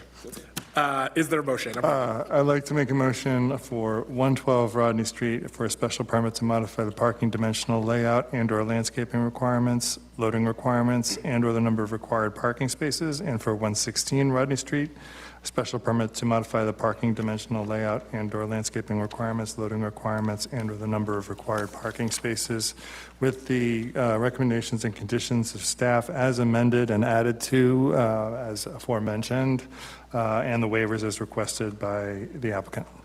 Is there a second? To move. On the motion, I'll get it right this time. Board Member Abramov? My vote is yes. Board Member Cortez? Yes. Board Member Bardhagen? Yes. Board Member Sacco? Yes. My vote's yes. Thank you very much. Thank you. But Sorry thank about you. that. Next up is 32 Clifton Street, 30 and 32 Clifton Street. We're here. Go ahead. Say your name again for the record. Yeah. So my name is Lushala Eson, and I'm here as a GC, and we have GC for 32 and 32A Clifton Street. It's zoned to be RG5. That's all. And we're asking the board for 32 Clifton, we're asking the board for the lot. We have 4,522 square feet. Requirement is 7,000 square feet. It's 3-family existing building. So we're asking for relief for 2,478 square feet. As far as the side setback, currently we have 2.5 feet for side setback. It's required to be 8 feet right there. So we're asking for relief for 2.5 feet. For rear, we're asking for relief for 12.2 feet. Currently, we have only 2.8 feet. And for the parking space, currently we have 3 existing parking space on 32 Rodney. 32A Rodney Street, that's the existing building that was built back in 1890. Back then, they used it as a milk dairy, which they sell mix before we can start buying mix online and everything now. So with that, currently, so we have that. And if we go back to the history of Clifton Street, Clifton Street is an historical street that kind of have its own concept, where you see multifamily in the front and you see probably another 2 family at the back. That's the same we're doing on our Clifton Street. Right now, the current building at the back, we kind of assess it with our structural engineer, and it's not fit. Right now, it's kind of a little bit dangerous in that residential neighborhood. We're using the same footprint to create another 2 family building that will be 3-bedroom, 2-bath. With there is currently existing garage at the left side of the building, so we're proposing another garage at the right side of the building. So individual residents, we have their own parking to park right at the back, right there. So for that, currently we have the lot size is 4,666 square feet, and we're asking for relief for 1,334. For the frontage, currently we have 31.23 feet. We're asking for relief for 23.77 square feet.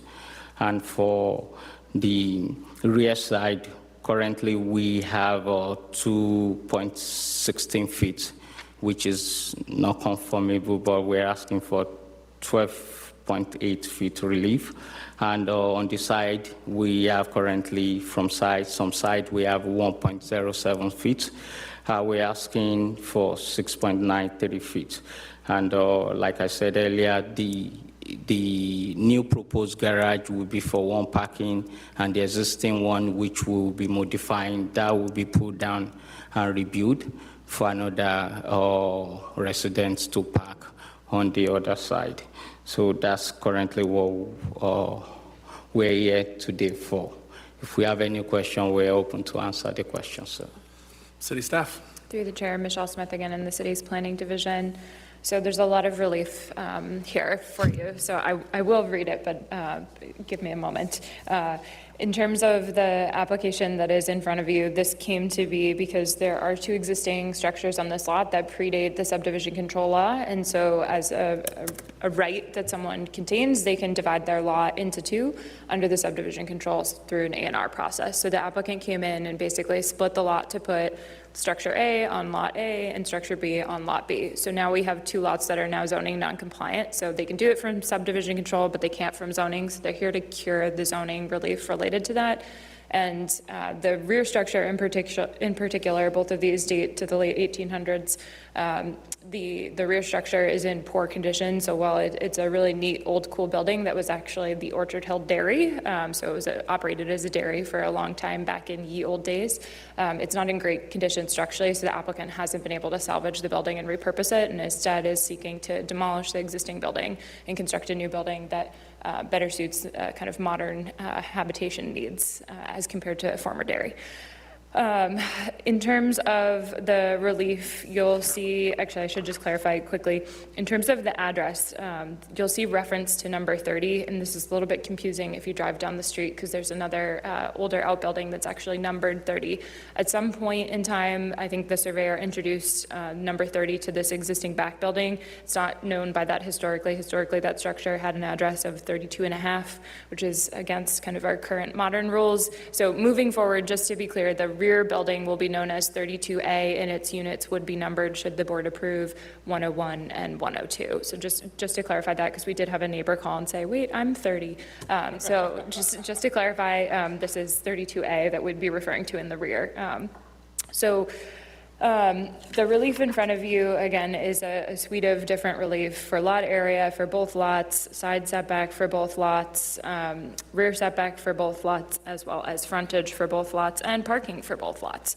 I want to, while the specific relief will be read into the record, I want to clarify that for 32 Cliftons, this is the existing three-family, they're seeking relief of 12.2 feet from the 15-foot rear yard setback. That's specifically for the bulkhead. So to be clear, the main structure is actually set back in a way that it only requires 7 feet of relief. I believe there's a existing, excuse me, it's a 15-foot setback, and there's 8 feet that actually practically exists. So just to clarify and make a note, so we'll reflect that in the decision that is a sort of two-pronged piece.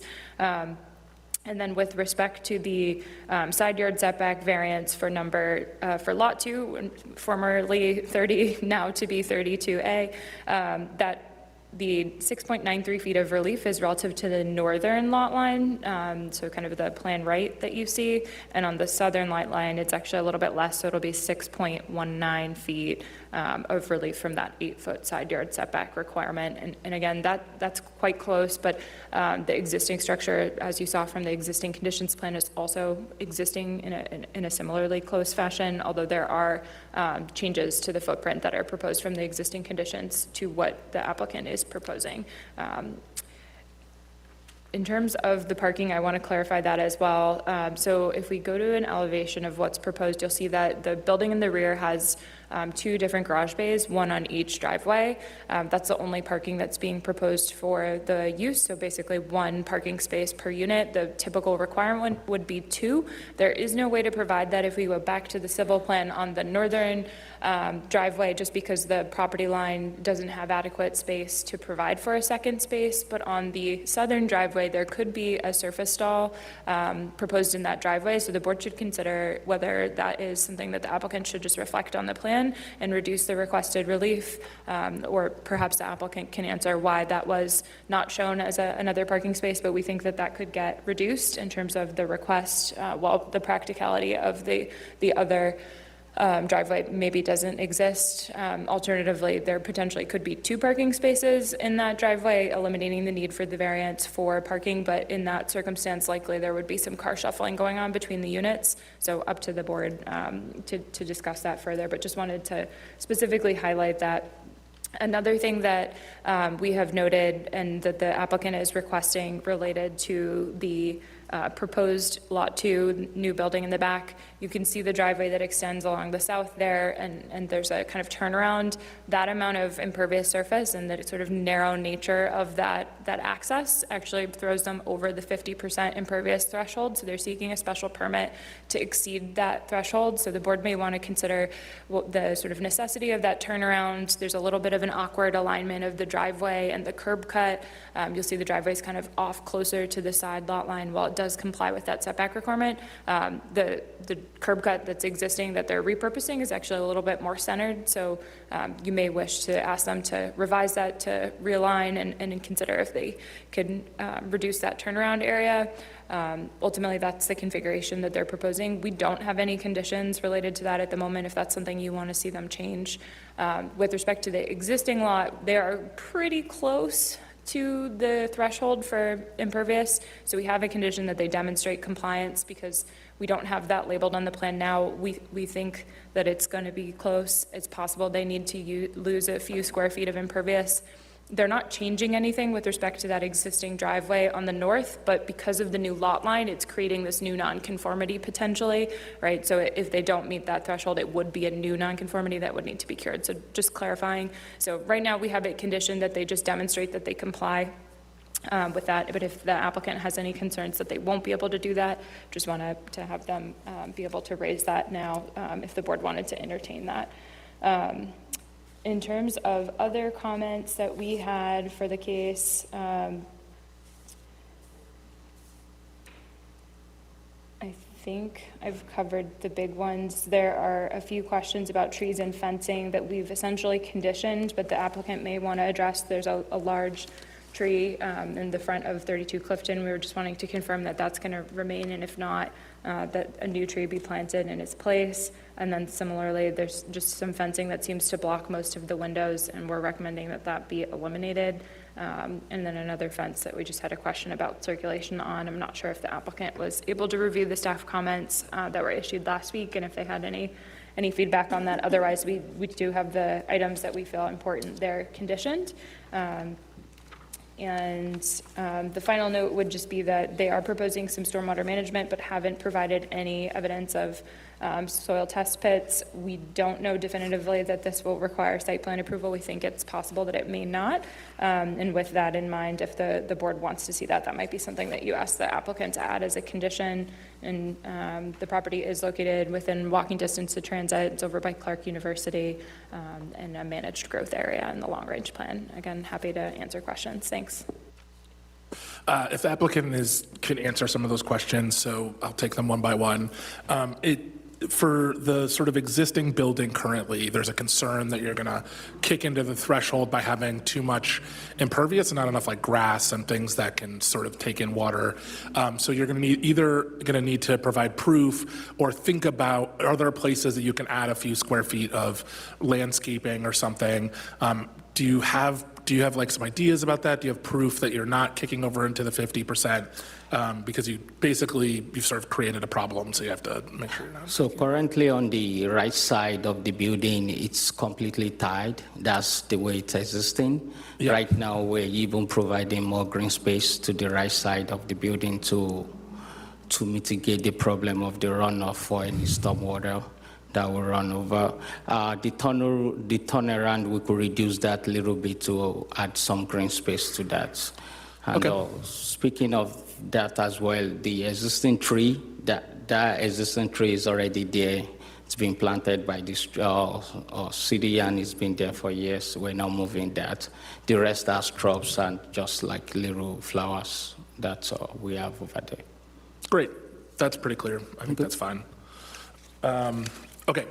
Is anybody here for, no, I've lost the number, for 32 and 32A Clifton Street, so as not to make the person paranoid that we're taking down their house? Okay, is anybody online? Press star, raise your hand function, or press star 9. Okay, I'll move forward. In the meantime, so the first is, do you request the waivers as stated on page 2 of 10? Yes. Okay, great. So I have a couple of things for this property. I think generally, I'm sad that the building is, the beautiful building's coming down, but it definitely does not look sound. I have questions about you're planning to put fencing, I think, all the way around the back. Is that necessary? I guess that's my first thing is like, do you need that fencing? Around the back, so it's just, we don't really need fencing because literally that's one of our, but that's all. Yeah, I would suggest right not there. having fencing there if I were going to make a suggestion, although I can't design it for you, but that would, just in terms of the neighbors, I'd like to, if we can just have the building, I think that'd be better. I think I'm happy to keep, I think I'm not interested, I don't think you need to change the current driveway on 32 that's already there. I don't think you need to change it for the curb cut. I think it's fine to be a little bit wide. People will figure it out, and I wouldn't want to do more work than you need to. But I do think the city's suggestion that you indicate that there's parking available, if possible, there so to alleviate some of the parking requests. I think that's a good suggestion from the city. So I would suggest it just so that, because there is plenty of space. I mean, it's a big area over there. So I wouldn't change the driveway. I don't think we should ask you to. That's my opinion. The board can disagree. But I think indicating that somebody could park there and use some of that space would be helpful for you, it looks beautiful, the changes, updates. I think the new building is what's going in there looks actually really nice. We normally get really boring boxy things, and this actually looks pretty good. And I think the 2 garages is actually really thoughtful to try to get in as much parking as possible in such a short space. So I'm ready to move this forward. I think it is a lot of ask from us, but I think considering the ask is to keep things basically the way they are, but update them is something I'm willing to consider in this. And I think it's going to be taking something that currently people can't live in and put something that's nice that people could live in into a space. So I think it's reviving sort of a space that's already there. So because it's minimal change in terms of what actually people will experience. There's a building there will be a building there, but turning one from not livable into livable, I'm amenable to moving forward with what's there. And sort of, I think the applicant is making some really thoughtful ways to try to get as much parking on the space as possible and to try to do as nice as possible. And again, I think this looks like this is going to be a really nice building or upgrade. So I'm ready to move forward with the changes as stated. I remember the last one. So to be clear, the city is saying that you're talking about infiltrating water, which is a higher standard that you might not need for this property, but is great. If you are going to infiltrate, that would be perfect, both for the building that you're doing, but you don't know for sure that the soil can take the sort of infiltrating you're talking about. So I don't know if you've done testing or if we should amend our sort of recommendations accordingly. Can I answer that? So Yeah, please. We've not done testing on it, but we have our structural engineer, which is vast experience in most of the building around the area. I think even half of what we're presenting today and the other applicants.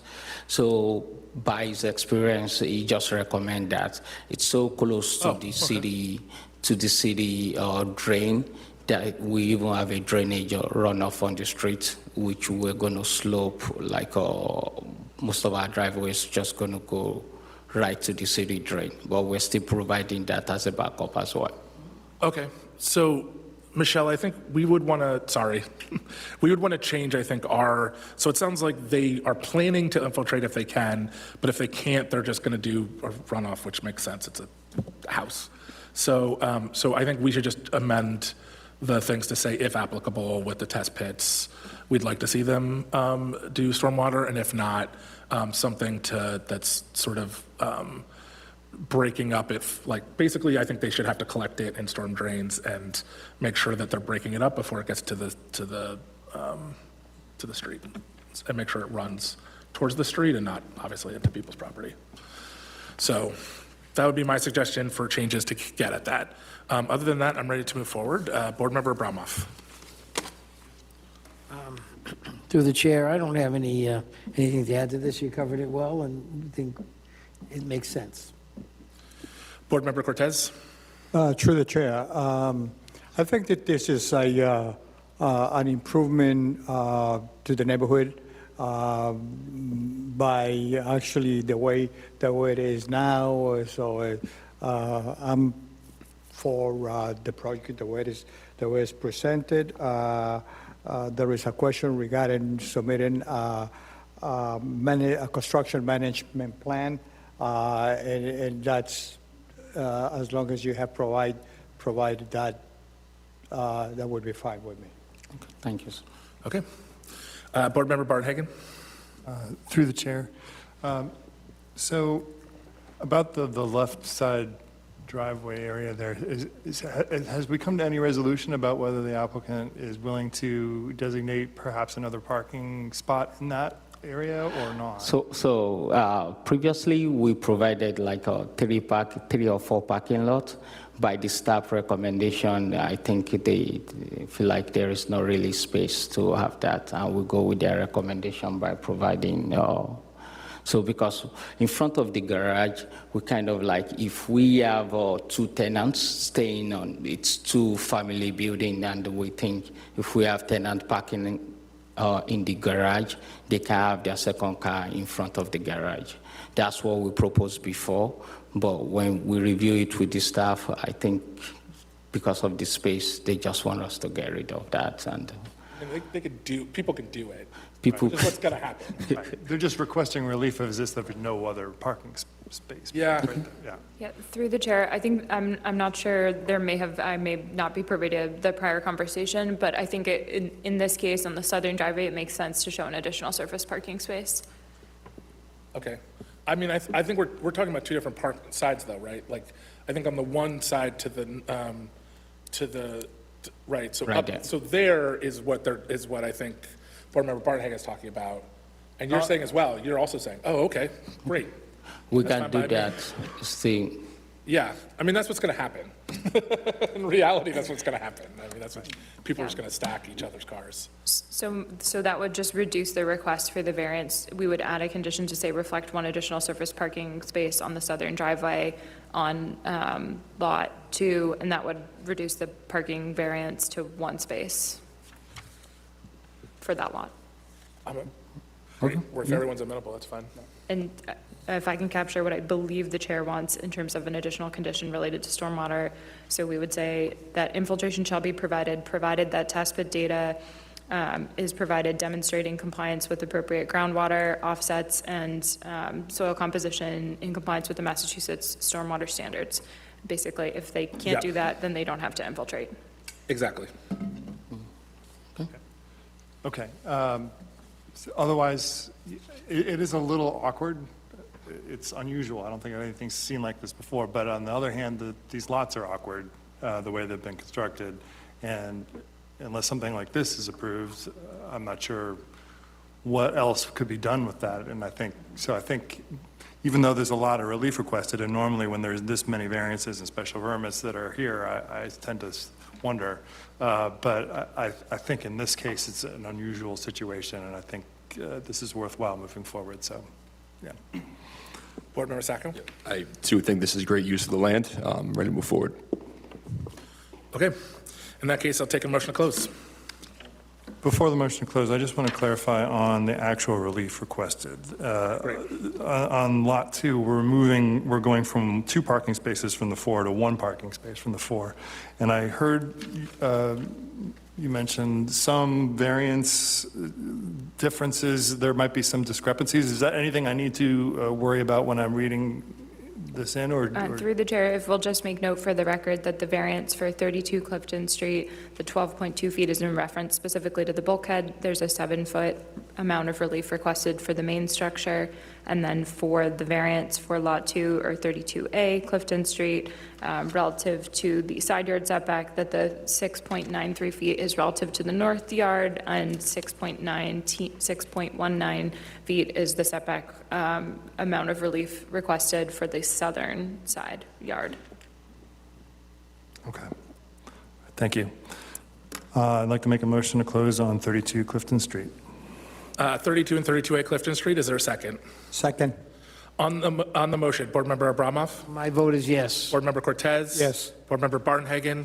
Yes. Board Member Sacco? Yes. My vote's yes.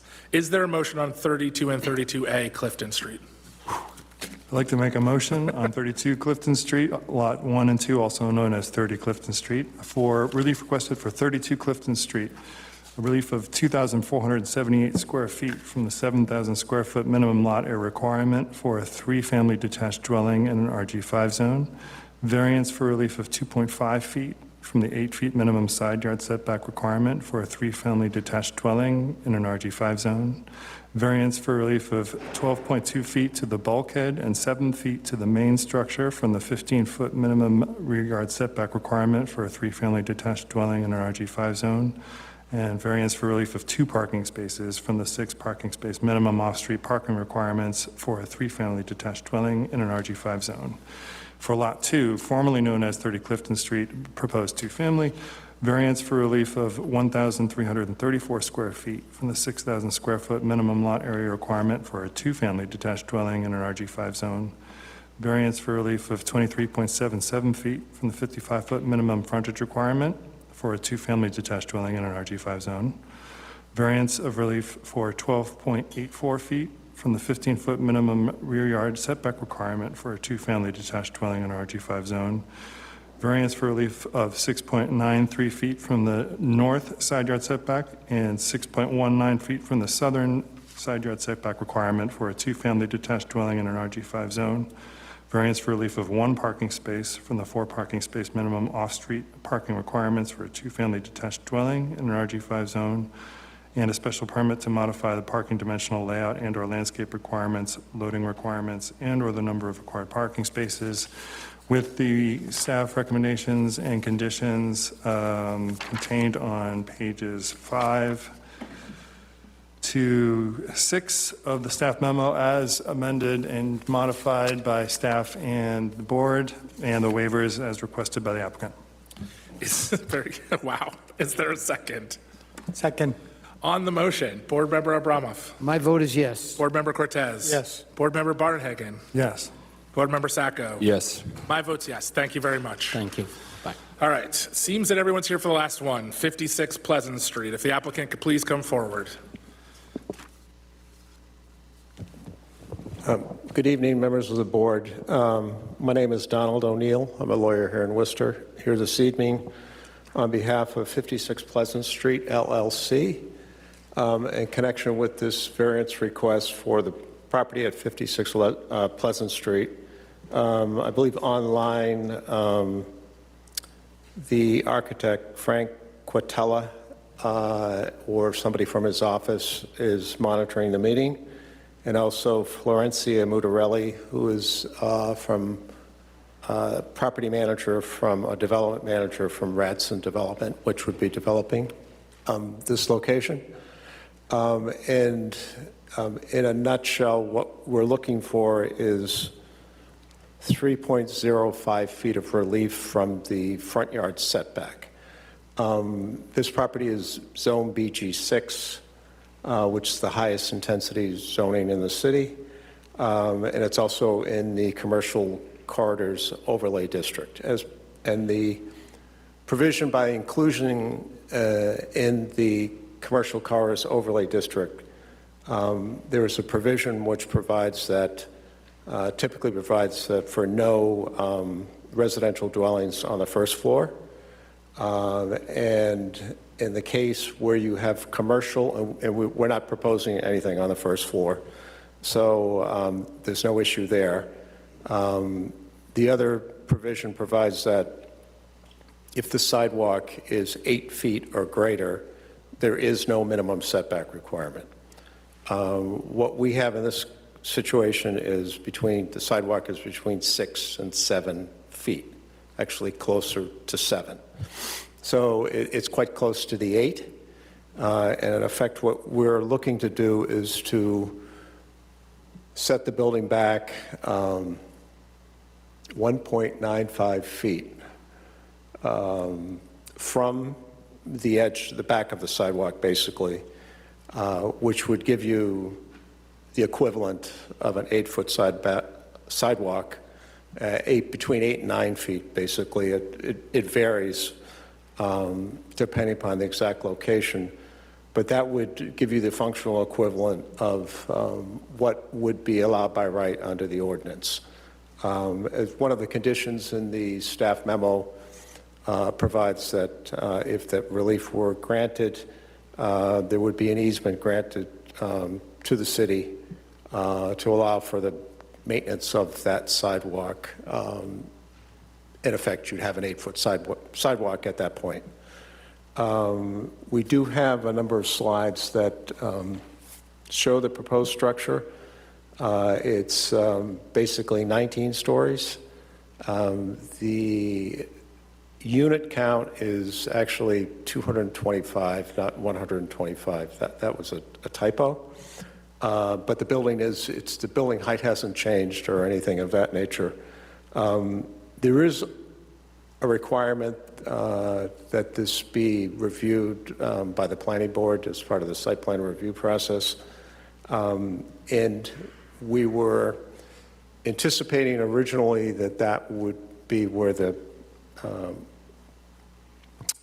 primary review would take place in terms of the nuts and bolts of the assembly of the building and the construction management, that type of thing. And in going through in preparation for that process, we did identify this issue with the front yard setback. The lot is bounded, basically by streets in the front or the side, and there's an easement street basically between this property and the adjacent parking garage. So there is a need basically to maximize as much space as we can on the lot.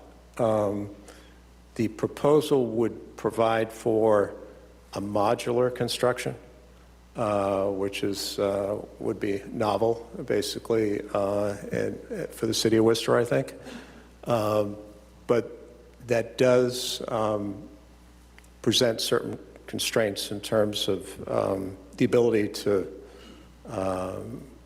adjust for the size of the lot. For example, a 5-foot setback would actually have a multiple effect all the way up to the top of the building and would represent significant square footage, which would reduce or could reduce the number of units that would be created. And if that were to happen, the alternative to that is to go higher.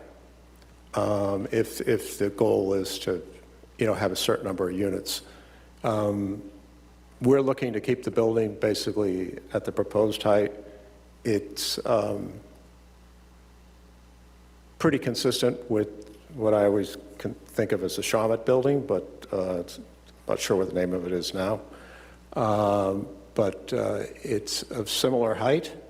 Part of the provision in the site plan review process and the design recommendations from the city do provide for an alignment of the buildings where possible, so that the view is consistent in terms of somebody looking down the street isn't looking at one building extending out further or back from the other buildings, so that in this case, if you were to push the building back 5 feet on Pleasant Street, all you would do is see more of the parking garage, which is not the best view. No parking garages really are. But we're not looking for any other kind of relief in terms of the building height, number of units, parking, anything of that nature. It's all just focused on this 3.05 feet. And staff did pick up in the memo that there was a architect had specified 1.95. There was a plan from the surveyor that had it at 2 feet, and we can rectify that. It is actually 1.95. And for people who are wondering, as I was, that's a difference of a half an inch. So it's effectively the same, and there's no building, the surveyor is not taking the dimension off an existing building, so it's just a plan situation that would be corrected, and one of the conditions indicated in the staff memo is that, a plan be filed to make them consistent, even though, again, it's a half an inch in terms of the two distances that are noted. The number of, there's not an exact breakdown yet in terms of how many, what the breakup of the apartments would be, but preliminary indications are that we'd be looking at about 12% would be studio, which translates into 27 units. 52% would be one bedroom, which is about 117. 30% would be two bedroom, which is about 67.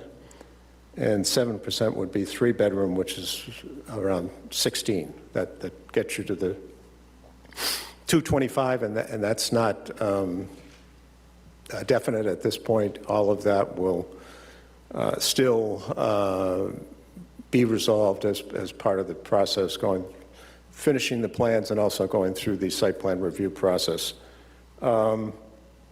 The staff memo does, on page 4, contain 4 provisions, including number 1, which has a number of subparts. Suggested conditions of approval. I've gone through those. I have no objection to those. And also identifies 2 waivers that would be required, and I would request those waivers. I do have, as I say, the architect online, so that if there are specific questions that you might have relating to that, I can try and answer them myself, or if I can't, then he could certainly jump in. And also in a similar fashion, if you have any questions for the developer of the project. I think there are a couple of other provisions in the staff memo having to do with some of the several questions in terms of the landscaping, things of that nature, and I think the architect could probably answer those.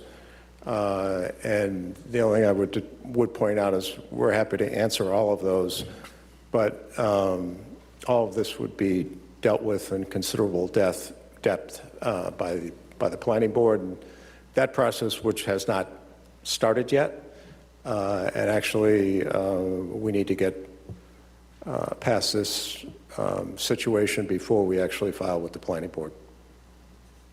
Okay.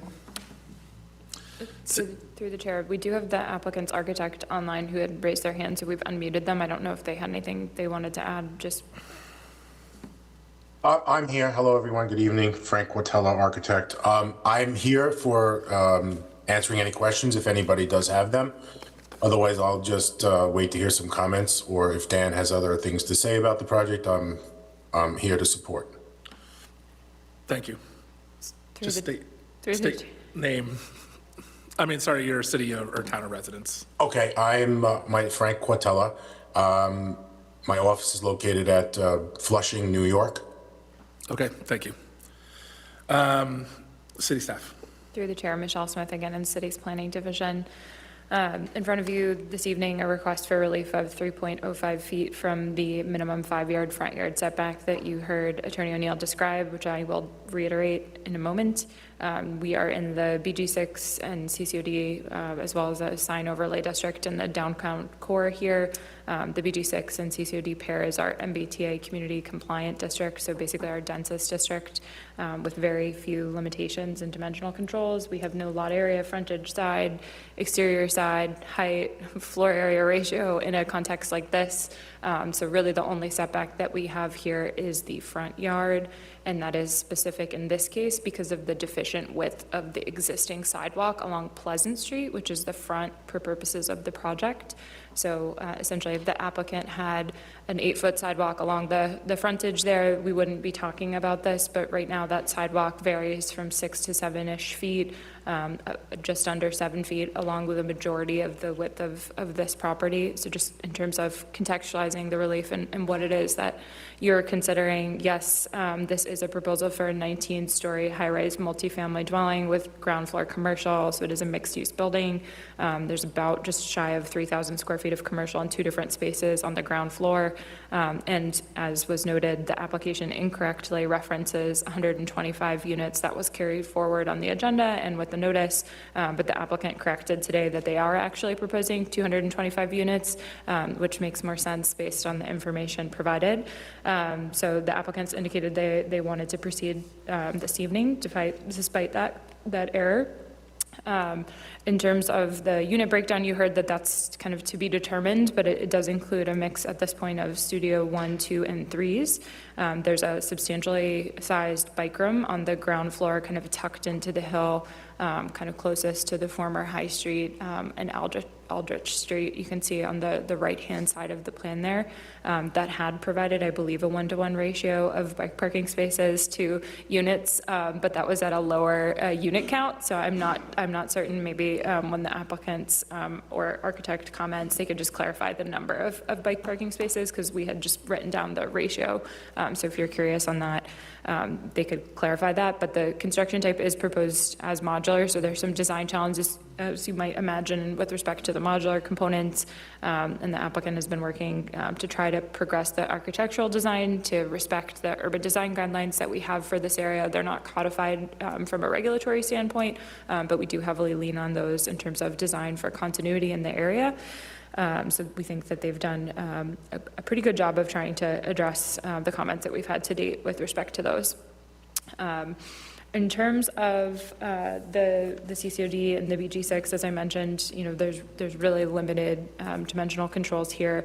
But in terms of what is requested, we have a 1.95 foot setback that is sort of meaningfully being provided, right? So just shy of 2 feet. So that existing sidewalk, like I mentioned, is just shy of 7 feet. So we are asking them, were the board to consider granting the relief, we are asking them to give the city an easement to functionally make that sidewalk greater than 8 feet, which would be, again, a circumstance where typically you wouldn't be seeing relief. So sort of to try to address that concern, we're asking for that easement, which it sounds like the applicant is agreeable to. Practically speaking, beyond that, and I don't know if we have this shown, one of our comments is to sort of reconcile this across the different plans, because there are some discrepancies between whether it's the architectural elevation or the floor plan or the civil plan, making sure that they all jive. There is an alcove that you can kind of see on the elevation here on the ground floor along Pleasant Street that's being created by sort of a recess of the ground floor. So while there's practically a smaller setback to kind of the larger building envelope, that ground floor elevation, they're tucking back a bit further to allow for the ingress and egress into that, which is a commercial storefront, to be pulled away. And so that kind of distance varies, but at the greatest point on their property, it provides about an 8-foot setback. That's in addition to the sidewalk along the street. And so that's one of the locations where there's the entrance to the commercial space that's proposed. We're not clear if there's 1 or 2 entrances to the commercial space along that elevation. That is something we were hoping the applicant could clarify, depending on which plan you look at. So the plan here, you can see that there are 2 different entrances shown. We wanted to confirm, because other plans show that just as 1 entrance. There is a little bit of grade change as you go down Pleasant Street, so not sure if that's feasible. So hoping that the applicant can clarify. And the reason I highlight that is because the egress that's closest to Chestnut and Pleasant at that intersection, were the door to need to swing out, you would be swinging the door out into the sidewalk, and that's a relatively narrow path of travel for this kind of density and important corner, so we just want to contextualize that. Right now they're showing the door as in swing, but if that's some sort of egress, it may need to be an outswing door from a building code perspective. Not sure of the requirements on that, and would ask the architect to clarify that they're confident that that could be in swing if it is a door that's proposed, or if it can't be in swing, being some sort of sliding door. So I think that's one thing that the board might wish to consider as you're discussing kind of the relief along this elevation. But practically, in addition to that 1 foot, you kind of see that yellow area, which is really kind of functionally what could be hardscaped. It's not clear what is proposed to be hardscaped versus landscaped. If you look at the renderings, there's some landscaping in that location. So we are asking the applicant as a listed condition, but also here tonight, to clarify what is proposed to be hardscaped or landscaped in that area. Again, if that is something that would help the board consider its decision this evening. The applicant has provided a shadow study both for what they are proposing as well as what a by right condition would look like. So that was provided within the materials submitted to the board for consideration. So the board might want to consider that as part of making the decision. The CCOD typically requires a step back for buildings that are over 100 feet in height, making use of kind of design treatments and others to break up the massing of the building, but also to help minimize shadowing. So that's kind of a standard that is codified in the regulations. In terms of other comments, wanting to make sure I just hit everything here. There are a lot of comments that we had that we are sort of raising now for the applicant, since we think they may have a material impact on the site plan submission. In the event there was a question for the board or any member of the public interested in the project to be able to have the applicant tease that out. But we'd be looking for a transportation demand management plan, construction management plan, all of that as part of the site plan, where we'd look at the proposed staging for the modular units, as well as how they're going to manage, even though there's no parking and loading required, how they're practically going to do that and how they're going to manage that from a market perspective, because obviously there's a need and demand for that. But that would be something that we are asking for as part of the site plan review. Similarly, some questions about that access easement and alleyway, kind of using access and the former rights of ways and clarifying how that all will work. But again, that's really more for site plan, but just highlighting some of those notes here, again, for the applicant in the event that gets raised as part of public comment or board comment this evening.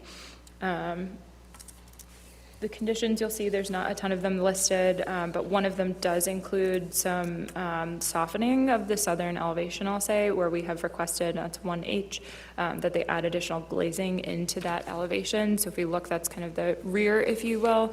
So it's the elevation that we'll see hopefully in a moment here. There you go. So you can see it's that kind of darker elevation on the left. So we're asking for some additional glazing in that kind of rear elevation to help improve the alignment with the urban design guidelines. So right now, kind of doubling up on the amount of windows to provide a greater compliance with that standard. That I think is the main architectural comment. Otherwise, you'll see a note about rooftop mechanicals being screened and set back. It's typically something we would provide at site plan, just given the potential relief. We thought it appropriate to include it here. And I think that is it as far as the technical comments go. Ultimately, this area is located in the downtown core. You all may have walked or parked by it this evening on the way here to City Hall, because we're just a block away. This is in kind of the culmination of our transformative and our infill and our managed growth areas, and now next sort of a transitional area out of the downtown core into kind of the Pleasant Street corridor, so that it's not kind of nicely falling into one particular category, but it's a highly walkable, easily accessible to public transit location in the city. And I'm happy to answer any questions, but as stated, a definitive site plan review will be needed, and we will review the application at that point for things like stormwater management, grading, et cetera, lighting, none of which we have information for that's been provided by the applicant at this time. Thanks. All right. There's a lot of people here, so just come forward, state your name and city or town of residence.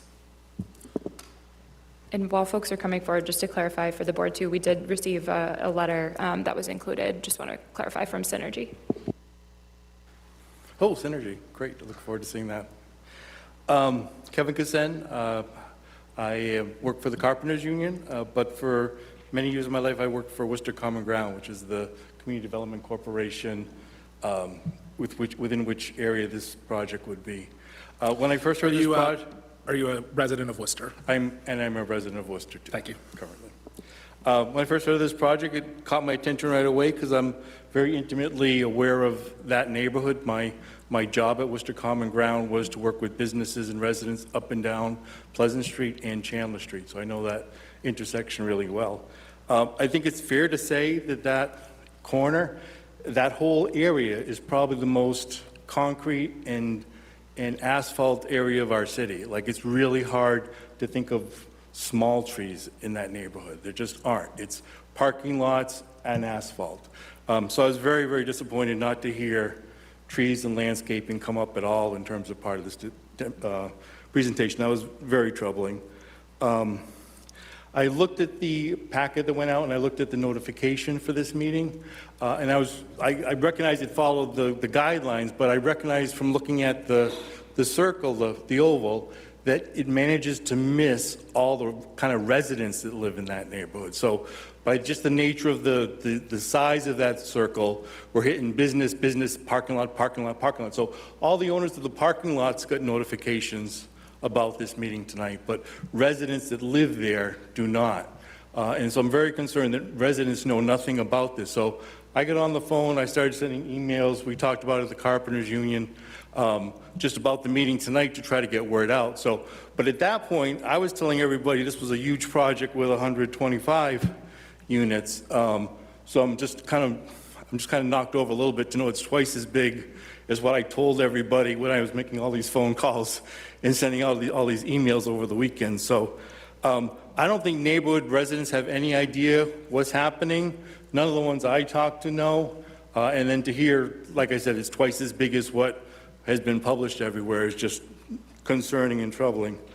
The last part is I just want to flag for folks that Mayor Petty in his inaugural speech announced that he's planning on wanting to work to get the Fanning Building changed over into Chandler Elementary School and moved over there. So we have a lot happening. That's half a block away from this, where we're going to need to be putting in a new school, parking lot, buses, and if this is twice as large as it's going to be, we're just not ready for that as a neighborhood. I'll wrap up by saying, as part of my work at Common Ground, myself and Mary Keefe here, we were the ones that lobbied the city and the WRA to expand the WRA's development zone. So the original development zone that allowed for the ballpark and everything left out this whole section of Pleasant Street, and we were part of the community group that wanted to see this lot developed and wanted to see improvements, and asked for it to be included in the WRA district. So we're pro-development, but there's real concerns here with residents being left out of the conversation, so I'll leave it at that. Thank you. Thank you. If anybody else would like to come forward, just come forward, state your name and city or town of residence. My name is Frank Gomez. I'm a Worcester resident. I actually own 2 homes in the city of Worcester. I'm proud to be a resident here. I'm also a business rep for the Carpenters Union, and I got a statement to make. The Carpenters Union is excited to see Worcester skyline to continue to grow, and we support any responsible development in the city. We welcome more high-rise buildings, and we recognize that projects like this represent important investment in Worcester. With that said, it's been a long time since the city has undertaken a project of this scale, and with that comes responsibility. We want to ensure that the process is deliberate and that all impacts are fully considered. This includes the building's design, landscaping, the amount of green space on site, and the overall impact on the surrounding communities. With that in mind, we respectfully request that a community meeting be held so residents, stakeholders, and the city official has the opportunity to further discuss this project and address any concern in a transparent and collaborative way. Thank you so much. Thank you. Through the applicant. That's actually one of the things I noticed, and I had a question about. It looked like the building sort of like comes up to the. It's all dirt, but but it seems like there's stuff in the back. What's happening in the back of the building, in terms of like that area? Sort of, yeah. So it sort of like stops. That makes sense. As you're going to hit the street. Is there plans for sort of landscaping in the back? If so, yeah, I'm just sort of curious. I mean, it's not, it's 3 feet in the front, it's not, but, we always want to know, sort of, are there plans, are there trees? Are you considering sort of what to do to sort of, as much possible green in the space? We have looked at and discussed with planning staff various areas for landscaping. And part of that also includes some of the changes that were made to the plans in terms of the second level that we're proposing. Some of the greenery would actually be included in the building. They're correct in that this is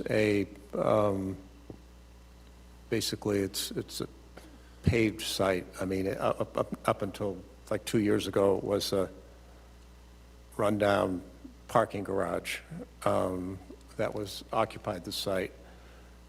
So there is some constraints in terms of the area that you can make available for landscaping. Part of the process in going through the planning board would entail like a landscape plan. And I'm sure if there are areas that, such as the rear of the building or things of that nature, where we would have the ability to do plantings, that we would, and I would think that that would be something which the planning board would also require as part of the site plan review process. So I can't say specifically what that would be, but, again, we're kind of early in the process, trying to figure out exactly what the footprint of the building would be. But we have looked at that, and there has been some back and forth with staff. In terms of the other thing that I should have mentioned is that the applicant is been in contact with Mass Housing to consider financing. And apparently, it's my understanding that they haven't really financed anything for more like 100 units. So not clear if they would provide financing, but certainly if they were, the applicant is very open to that and hopes, in fact, that they do. So it's very likely that, there would be the inclusionary zoning component here in terms of affordable units. And it's actually more likely if something is arranged with Mass Housing, that it would be a substantially higher number than that. I mean, and if they were to finance the entire project, then I think that means the entire project would be. So there could be, or even if it's half that, then it's, it's like 100 units, which is, would be quite a boost, I think, for the city in terms of trying to increase affordable housing within the city. And, we are picking up a few with each project, but certainly nothing, of that magnitude, at least that I'm aware of, has taken place yet. So that's another, and again, part of that is, I can't really say for sure because it's still in the process, but there have been discussions, and that's the intent. But we're open to providing additional landscaping where possible. Some of that would also maybe in container plantings, things of that nature. And some of the other renderings I think that we have do show some landscape elements, maybe a little bit, I'm not sure. I mean, it's a large building, so it's hard to see, but they do have provided some landscaping. And I would say that there will certainly be more landscaping than previously existed on this lot. And it is a more downtown developed area. I mean, I don't think really you could plant trees on Pleasant Street I don't think you're and going to plant sidewalk. trees, but yeah. We and get the, it's mostly a site plan issue, but I wanted to ask the question since other folks asked it. I'm going to ask also another question I was about, going to say, through the chair, I have Florencia from the development team who has her hand raised. Just whenever you want to have her speak, let me know. okay, about this. I guess I'd say, I'll leave it up to the board if we need more. I sort of feel like the point was belabored. I just think more like if, it's a site plan review, it's mostly, we do ask it normally, right? We have it, people sort of come and give us what they're planning. I understand it's early in the process. I think for our purposes, I want to make sure we listen to more folks, and I'll sort of give my more thoughts on it, but just to put in a pin in it, I think like the things that I'm thinking about are normally we have some of those things. Normally there's been a meeting with a public meeting with folks, right? We're like, we asked that for a single family. We've asked people to meet with their neighbors. So those are some of the things that I'm thinking about before I get my formal comments, but I want to make sure we get to the people. So please just state your name and city or town residence. My name is Fiana Jatan Singh. I'm a resident of Worcester. I'm not only a resident, I was a former candidate for school committee. I'm also a mom. I'm also a realtor. I do appreciate development in the city, and I appreciate that they're taking an unused lot and making a building. But like you just mentioned, there needs to be more community input. A 225-unit building potentially could house 1,000 people. If 1,000 people are going to be living this close downtown, we need to think a lot more about how it's going to impact all of downtown. Right now we have buses, yes, but they don't always run on time or efficiently. So that might be 500 cars. Like, where are they going to park all those cars? Yes, there's some bike parking, but because most people can't effectively get where they want to go using our city buses, most people have to have a car to get around in Worcester. Yes, it may be walkable to some stores downtown, but there's not even a grocery store like within a mile of there, unless you go all the way down to Compare Foods. Also, the schools are already overcrowded. Like, which school is going to take the burden of all of the kids that are going to be there? Probably out of 1,000, might be 500 kids there, right? So we have to think about how this is going to impact not just that block where it is, but the whole downtown area, and we need to have more community input. I only found out about this a few hours ago because I saw a flyer on Substack about a protest happening at City Hall from the Carpenters Union about TIFs being given out to these big corporations that are doing all this building and them getting money, but, you know, a lot of other builders not having, or other small business owners not having as much tax breaks. So anyway, I only just recently found out about this, and the paper, like he just clarified, says 125 units, but only those that are in the room right now or online are hearing that it's 225 units, which means it's exponentially bigger than what we actually thought it was, and there's no community input except for this one meeting right now. So I feel like we need to have a bigger conversation about this because it's going to impact way more than just that property. Thank you. Thank you. If anybody else would like to come forward, just state your name and city and town of residence. And just as a reminder to put any comments towards me, please. Addison Kahali, Worcester. I'm here to talk about the historic Lower Pleasant Street District, which is right across from this building. So we're just trying to make sure there's no adverse effects from this building. Me and my family, we own 17 Pleasant Street, which is the old Olympia Theater. It's a historic theater in a historic district. And again, like, we're just trying to make sure there's nothing adverse from this building. We do support it. We appreciate developing the downtown area. So I just have two quick things that I would request. Is I did see the shadow study online, but we're interested in like the 6 p.m. hour and the sunset, like evening hours, because I believe online it only showed up until like 3 p.m. And then we're also requesting a wind study, because if any of you have been down on Lower Pleasant Street, it's extremely windy, and we want to make sure there's no damage to buildings, signage. I know I've had awnings like rip off the building in the past, and that's it. Thank you. Thank you very much. Just state your name and city, town of residence, please. Absolutely. My name is Patrick Kelly. I'm a Worcester native. Pardon me, I have something written. No, it's okay, take your time.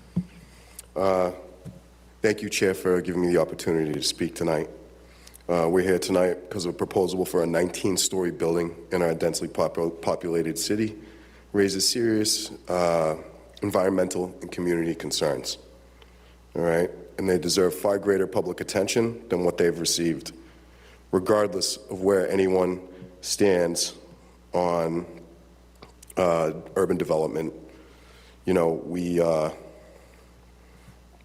the community deserves the opportunity to have a say in something of this magnitude, you know. We can all agree that projects of this scale should never move forward without full awareness and transparency and meaningful input from the people who live here. You know, a building of this height will have long-lasting environmental effects.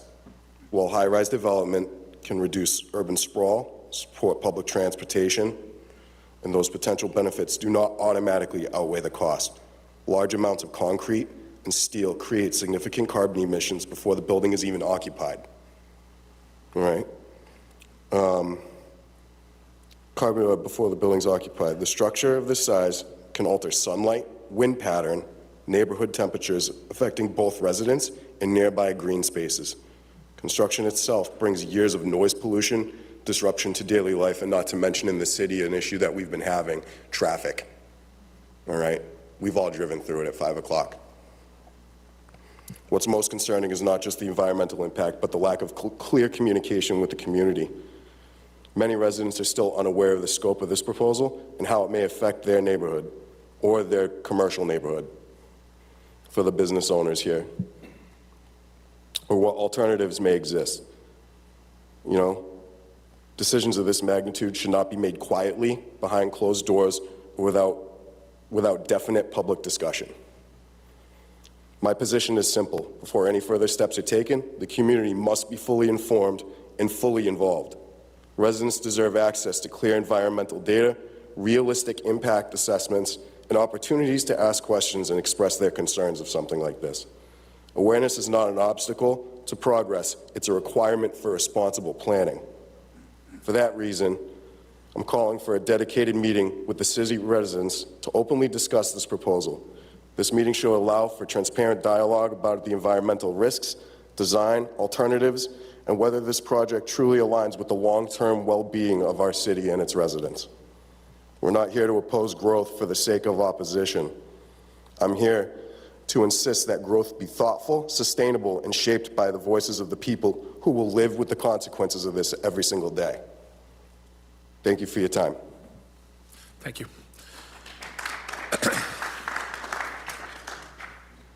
Just state your name and city or town of residence, please. Hi, everybody. I'm Mary Keefe, and I'm the state representative for this district, the 15th Worcester, and I live on Oxford Street, which is probably 2 blocks from this development. And on finding out about the hearing today, I started making some phone calls to neighbors just to find out if they knew about this, proposed development. And I have to say, for Crown Hill, it's a historic district, and it's mostly made up of homes that were built in the mid-1800s.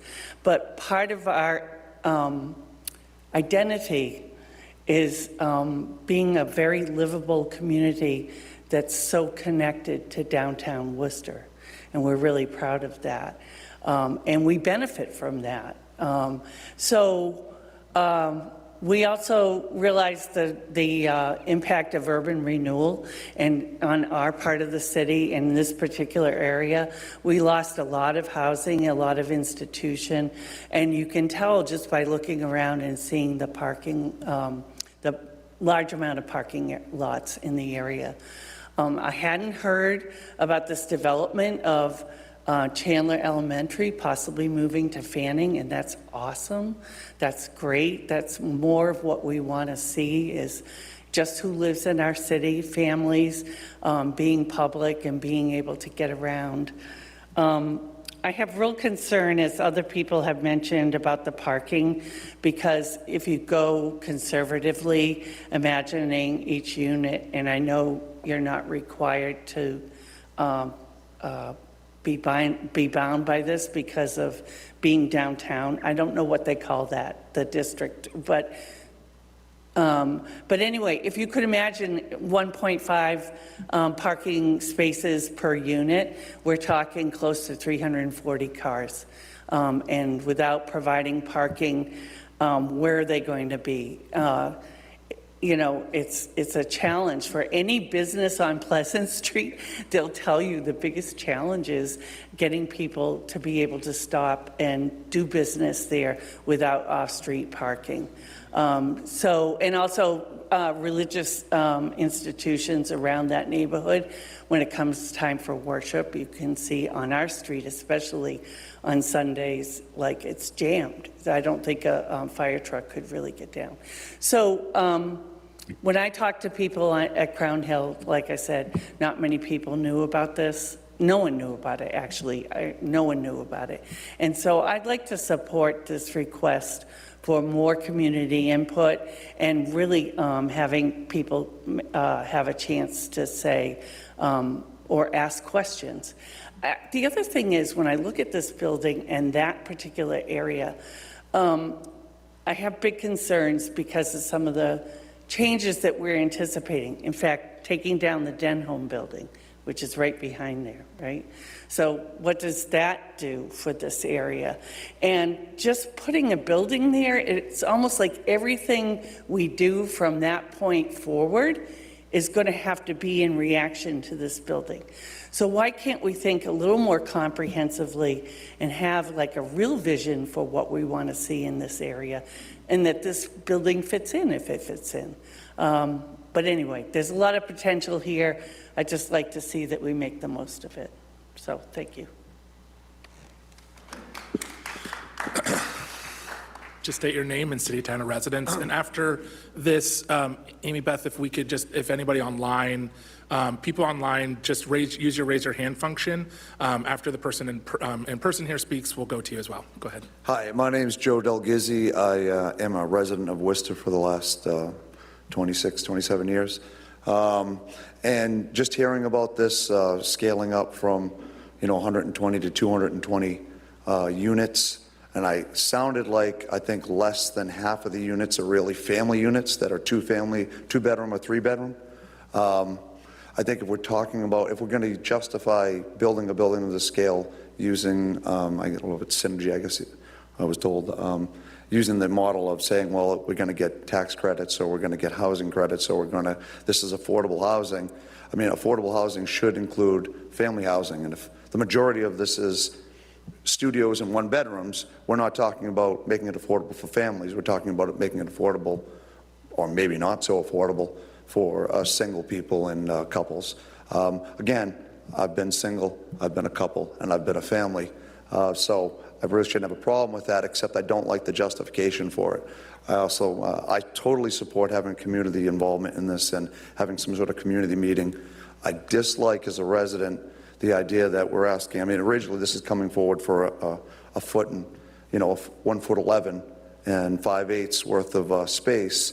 But the idea that, well, we can't, we need this variance because we can't change our building model because we're using modular. I'm a member of the Carpenters Union. I've been in construction since 1986. I'm used to stick building and building things that you can change on the fly, or with planning, I should say. The idea that somehow we have a business model, this is the suit, and we have to make it fit the suit. I don't think we need that kind of development in Worcester. We want people who are responsive to the community, and we want, we want things built, again, so someone comes down that sidewalk, again, the doors don't fly open and knock them down to the ground. Most of the people a lot of people who are pedestrians going downtown, they're parking up on those parking lots in the parking garage that was torn down on that site, ironically. But I'd love to see this. I'd like to see a development. I would love to see something that's more responsive. I take what Mary Keefe, Representative Keefe said. everything that happens after this is a response to this in some ways. That's the way our neighborhoods work.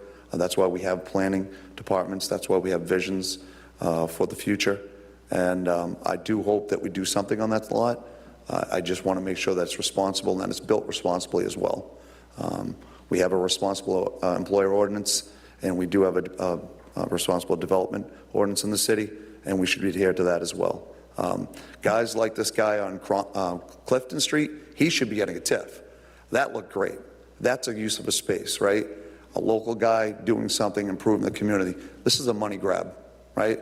This is an out-of-state contractor and an out-of-state, some guy from Flushing's designing this building, which, God bless him, I'm glad he's doing what he's doing.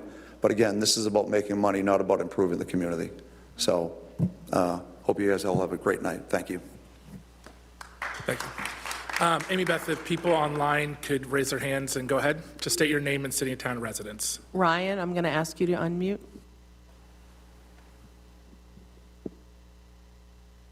I'm Ryan Chamberlain with Synergy Investments. We own 36 Pleasant Street, which is the garage that abuts the site, as well as 446 Main Street, which is the building I work in. I'm not a resident of Worcester, but I do work out of that 446 Main Street.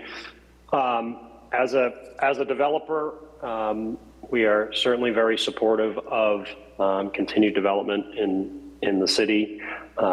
Certainly, most importantly, housing, as we all know, it's such a need not only in the city but for the state. But we can't support a development of this size and scale. I think everybody's hit on the major points here. That it does not seem like the community's been involved. There's been a whole lot of work done on what the impact may be. I think a few people mentioned wind. Our building, the glass tower there, we've had issues with wind currently impacting our windows there. Certainly a building of this size and scale, I think, would continue to impact it. So it's a project that we can't support. It encroaches on our garage. We think it'll have a serious material negative impact on the office building. And certainly, I think, as everybody else here has said, the most important piece of it all is the impact on the community and feeling like, not much has been done to have a responsible development here. As I said at the outset, we are in support of some type of housing on that lot and developing that lot, but doing it in a much more responsible way. Thank you. Thank you. Amy Beth, anyone else?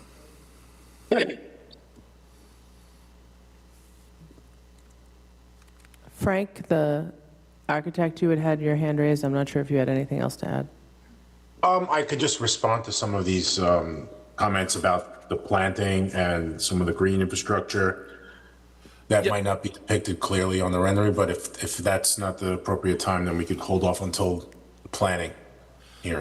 I think I'll say that I probably overstepped a little into it. So if you have something pertinent that's sort of quick, that's, I think, a sort of for us, I think that would be fine. But I also want to say that I sort of overstepped. I think there's a certain level of like how much it should be us and how much it should be planning. So yeah, if you have something quick to say about it, great. But also, unless the board feels strongly, I'm happy to let it rest as well.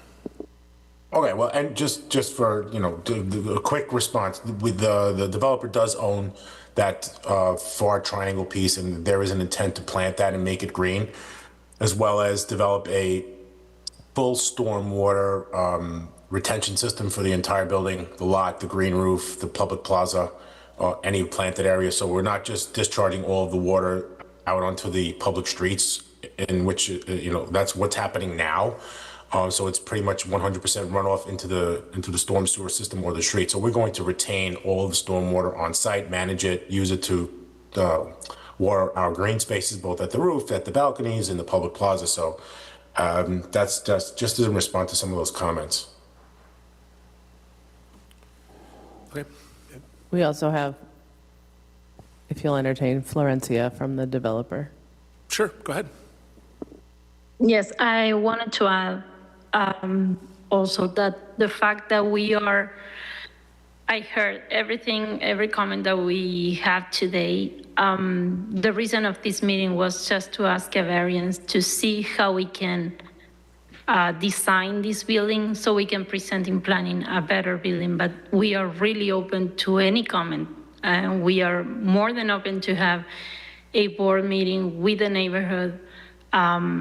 We really want to hear what everyone has to say.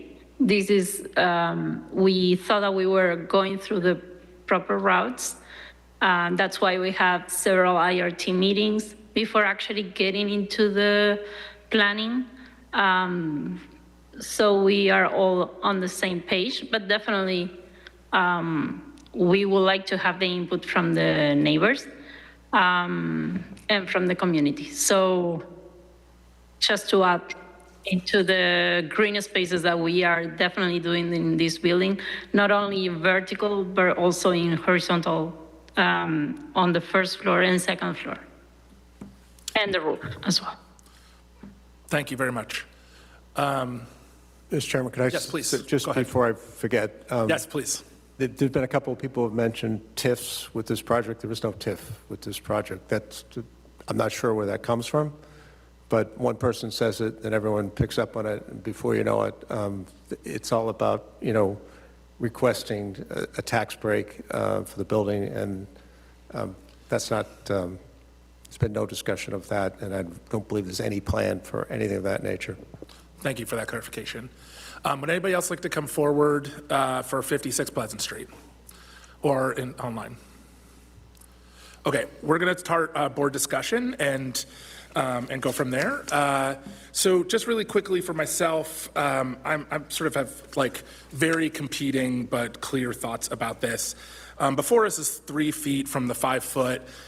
It's a real failure of the city to have something this silly come before us. Like, I just can't imagine anything as dumb as a hearing for a 19-story building that's 225 for 3 feet from the 5 feet. Like, that is a clear miss from the zoning ordinance. So I just want to call on our city council to like have some sense of what the heck we're doing here. Like, why is this getting kicked to us? Why am I in this meeting right now? This is a sort of silly thing that's happening. What is being requested of us to consider versus like what is like happening is just flagrantly ridiculous. So I just want to say that like I'm for moving forward generally this as like 3 feet is silly. I think there should be development here. I'm happy with lots of things with it, but I do think, the city, we asked somebody to have a community meeting when they were building a single family home in a single family community with other single families.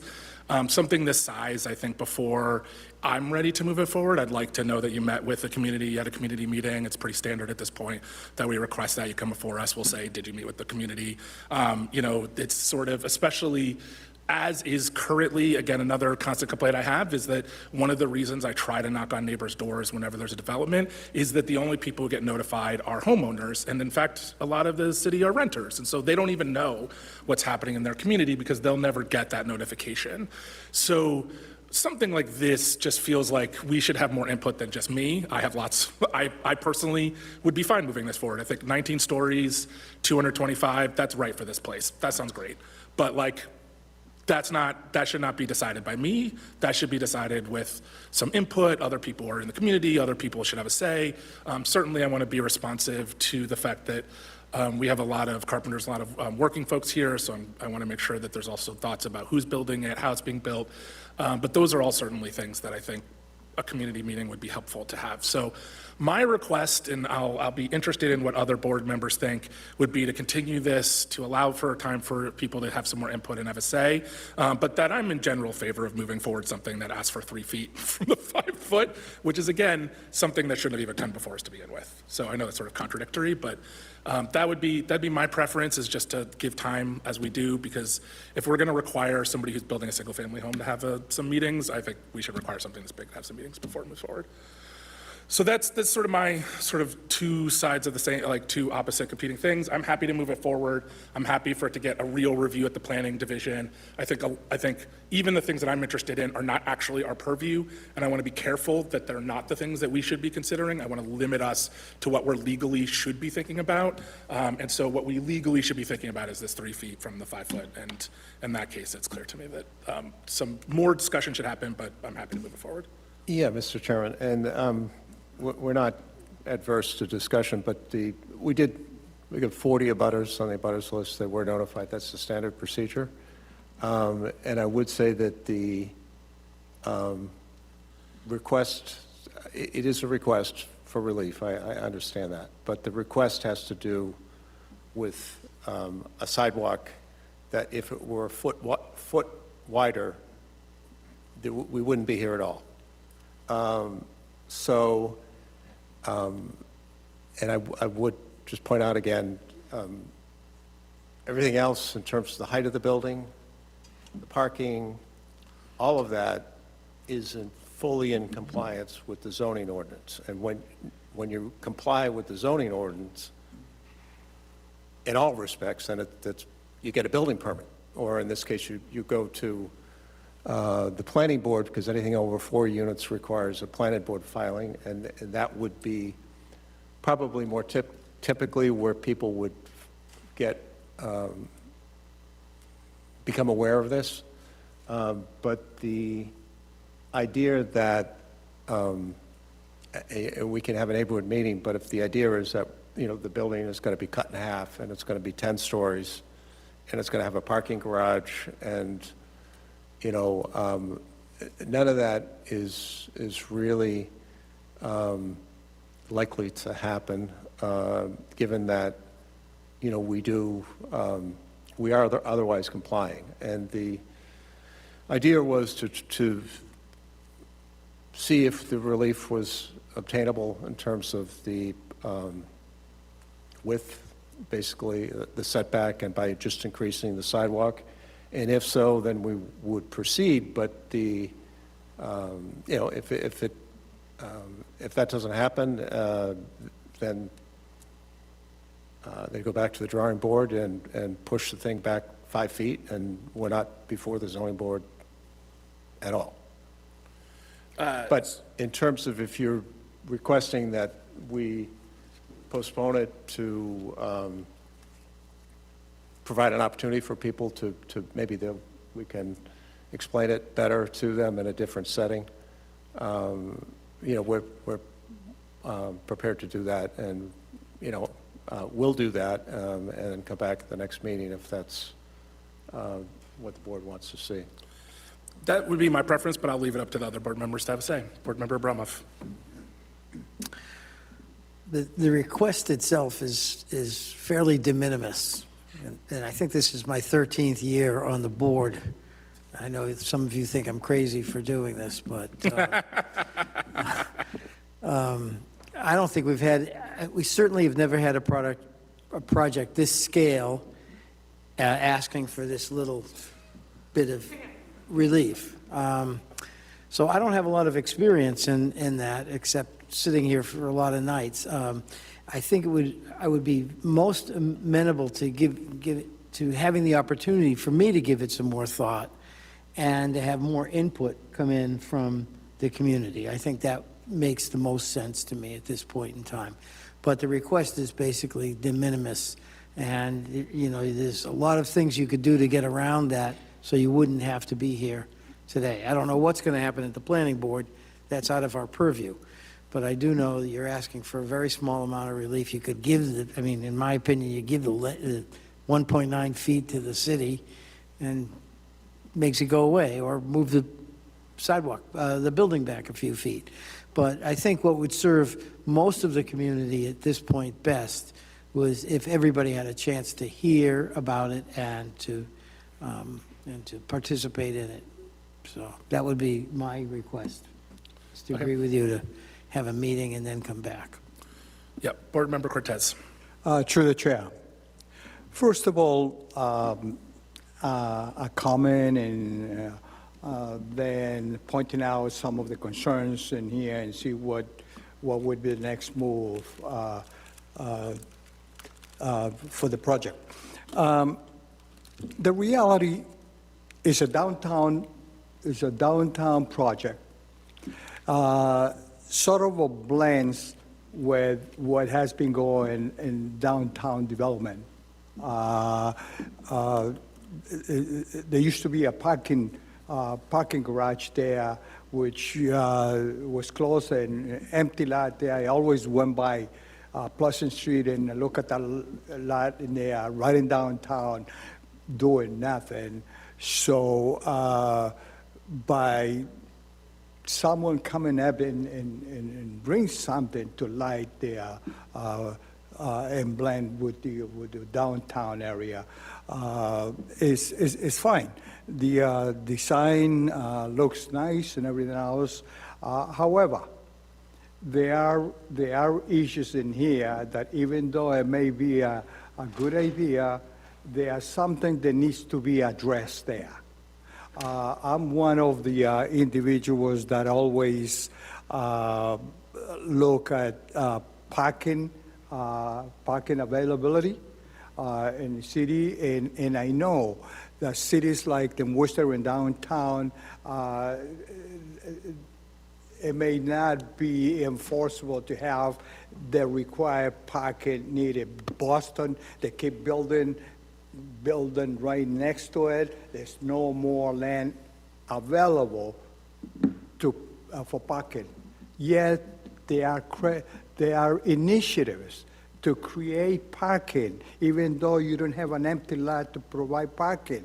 We look at right by the area in downtown on Front Street, the hotel buildings and all those buildings that were there, built downtown development, they had to come up with an idea, and they have underground parking. They have underground parking in there. They allow this parking there.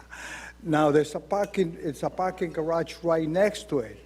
So I don't see that there were enough vision and planning and to resolve some of the things that may be against it. Parking, excuse me, even though I didn't hear from the audience in here much about parking, I heard more about their input from the community. And maybe parking, it would be one of this. It was sort of a mention there. Affordability, yeah, it was mentioned, but that's something that needs to be addressed there. For this downtown number of units there, it's not being addressed. So there are a few things in there that needs to be addressed, and perhaps with the input of the community, something will come up. Some of the questions in here, again, availability. I'm sorry. Anyway, the parking, the vision. There's a parking garage right next to it. I'll say, if I'm going to build here, I'm going to work with these people who owns this parking there and see if we become a parking associates and build 2 more levels there. There is an empty lot around there belong to National Grid. Have you worked with the National Grid and maybe look with the city and see what possibilities is to create parking there? So again, there are things that can be looked at. How can we resolve some of the things in there? Now, there are other issues that were addressed here. Wind, safety. We're not going to be coming over here like the Hancock building in Boston, or even the glass building down on the corner, which when they build, they have problems with windows coming off. So it may be something that we're looking to see, because it was pointed out, went there to see the engineers or whoever comes up and look at what the windows installation, the type of windows in there, that it's not going to happen, that because the wind, they're going to blow out or anything like that. So few things that need to be addressed, and perhaps with the help of the community, can come up with something to resolve some of these questions. But myself, I have pointed out those particular areas that there may be more. Through the chair. Yeah. So a couple of things. We have consulted with a traffic engineer, transportation consultant. They have identified potential other parking garages. There are about 4 garages within, I can just think of off the top of my head that are reasonably close. And parking is obviously, you have to, a lot of these, if you look at there are studio apartments, 1-bedroom apartments, and not everyone has a car. So that's a given. But to the extent that people do have cars, in that location, I don't think anyone's going to think, well, I'll just park my car on Pleasant Street. I can get a spot on Pleasant Street. So, we have explored that, looked at various options, and would probably, if we proceed, make some sort of arrangements with various garages, not to, for people who are looking to lease a parking space. But that can be done, off-site. I mean, on a lot of this size, there's no way to provide parking unless the first 6 stories are a parking garage, which is not consistent with what the city's trying to achieve with the commercial uses on the first floor and then residential above. And I do think that some of the things that were discussed in terms of, the amenities that are currently available, part of what's going to make the amenities available is you have to have sort of a critical mass of people, I think, that are customers, that would frequent, let's say, stores or, other things that you would expect to have in a neighborhood where you lived. We have looked into that, and we could, when we come back, we can perhaps have somebody address that issue about how we intend to handle that issue, what we expect, tenants, where would they park, or, what the thinking is on that, and that's certainly something which I could arrange for at the next meeting. I just want to say that I don't think you should have to do that, just to be clear, so I would like to know what other people's thoughts are about it. I think it's a dangerous precedent to be asking people to provide parking when it's not in our zoning things or something before us. It is certainly something I think you should address at a community meeting. I think that's an appropriate venue to discuss what is going to be sort of the thinking about, like, what are the amenities, what are the things, how's it going to fit into the community. That very much feels like the heart of a community meeting, but it feels out of step with what the request is in terms of the zoning board and our legal requirements in this hearing. So I'm one person. I'd like to know what other people's thoughts are, but that feels like overstepping for this meeting, but it's certainly an important question for the development as a whole. Through the chair, let me follow up on that. And let me make myself clear that I'm not demanding or not stepping off my duties as a member of the board to request or to demand something that you need to do other than what a request and what our responsibility is. I'm pointing out efforts to try to come up and meet with the neighborhood input and request for a better way for them to have these buildings here. There may be something improvements. So what I'm pointing out is efforts to work out some improvement based on the concerns. That's all I'm saying. Yeah, and through the chair, I won't go on, but I recognize that having that information available certainly to a neighborhood group might alleviate some of the concerns or fears that people have that, someone's going to be, people are going to be trying to park in front of their house, because of this development. But we could certainly, we'll pursue it and to the extent that it's helpful to help people know what's going on. That sounds great. Board Member Barnhagen. Through the chair. There are a lot of substantive concerns here that are really important, and especially the community involvement. I feel like there's a substantive issue and there's a procedural issue, and as mentioned, we're at the actual request, the legal thing that this board is asked to look at is a really small de minimis. How far away from the sidewalk is the front of this building going to be, and that's it. I mean, everything else satisfies every zoning requirement that we have and that we're authorized to address, like housing, the height of the building, other setbacks. Parking is not required as long as certain things are met.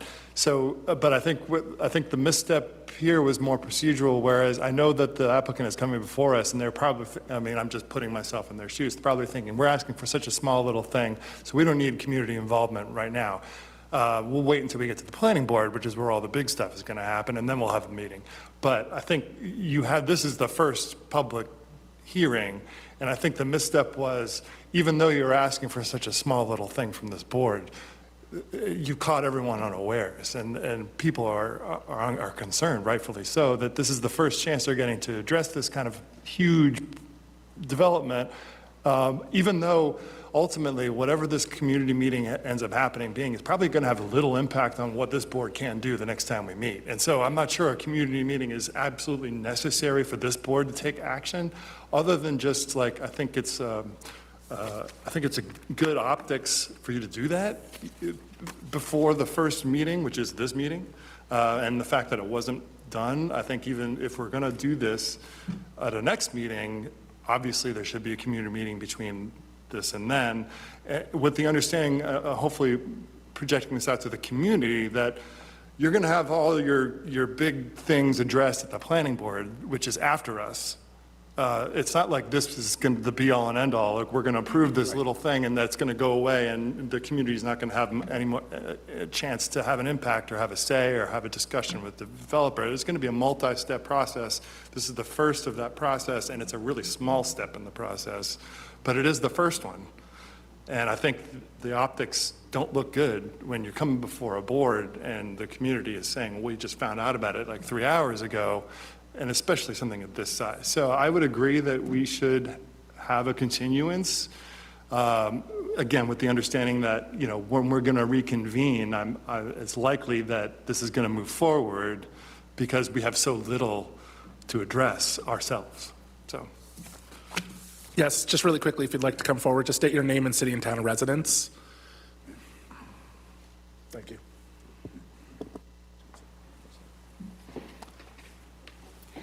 Hello. So my name is Genesis Santana, and I am a resident of Worcester, Mass.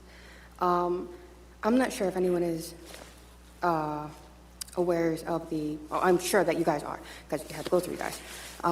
The GBV properties, right? I'm a resident of that neighborhood. They have been very good about conversing with the community. They've been excellent with it. And the reason why I want to point this out is because they've been telling the community since before they even, since before they even got the funding, since before anything, they've been very open and honest about the amount of changes that they expect to happen in that neighborhood. Yes, the community is afraid. Yes, they have fears. And yes, they voice them, but they have multiple meetings. It's not one, it's not two. They have multiple meetings, So the fact that I, as a resident of Worcester, just found out that this is going to happen today, it is concerning. It is, for a lot of the reasons that was already spoken about, so I don't really think I need to repeat them. So yeah, I just wanted to make that statement very clear. Thank you. Thank you very much. Board Member Sacco. Through the chair, I agree, perfectly with Board Member Barton-Hagen's former comments. I think that this is something that the community needs to be more involved with, despite the small amount of variance requested right in front of us. This is a massive project, the biggest since I've been a part of the board, and there needs to be another layer with the community involved before we can make a decision, at least from my standpoint. Thank you. So it sounds like you have a good sense of where we're at. I think just to be clear, I'm ready. I think I'd like to see a community meeting, mostly because we require it of far fewer smaller developments, and it feels, as somebody who sort of feels like we don't do enough to support our smaller folks, I want to make sure we're at least level-headed that way. So I'm ready to generally, 3 feet from the 5 foot is de minimis, I'm ready to move it forward, but I do think if we're requiring it for other folks, I want to make sure at least that we're going through that process to allow people to have a little bit more of a say. So if the applicant's amenable, I'd like to request that they allow us to postpone the meeting to the next board meeting with the equivalent constructive deadlines, and we'll be at sort of the top of the meeting for the next time. Sure, and I'm happy to sign an extension for that purpose. Okay, great. In that case, I'd like to make a, what? Just to clarify, so that's to February 2nd would be the next meeting, and then the constructive grant deadline would be February 24th. Is the applicant amenable to that? I think we'd want to try and make that work because we need to figure out where we're going. Great. In that case, I'll entertain a motion for 56 Pleasant Street for, I'd like to make a motion to continue 56 Pleasant Street to the February 2nd, 2026 meeting with a constructive grant deadline of February 24th, 2026. is there a second? So move. On the motion, Board Member Abramoff? My vote is yes. Board Member Cortez? Yes. Board Member Barnhagen? Yes. Board Member Sacco? Yes. My vote's yes. Thank you very much. Thank you. All right. Next up is communications. Discussion of deadlines and schedules. Do we need to do that? We voted on it, didn't we? No, you did vote on them. I just wanted to make sure that everybody was aware, and it is posted on our website for anybody in the public who wants to know when our meetings and our deadlines are. That is readily available for everyone. And we don't have a full board. It seems like we're losing people. So I think we can kick the conversation of chair and vice chair until we have Torcono. I didn't see the minutes before earlier. There's no minutes. Okay, great. Well, then I'll take a motion to adjourn. Make a motion to adjourn. Is there a second? Second. All in Second. favor? Aye. Thank you very much.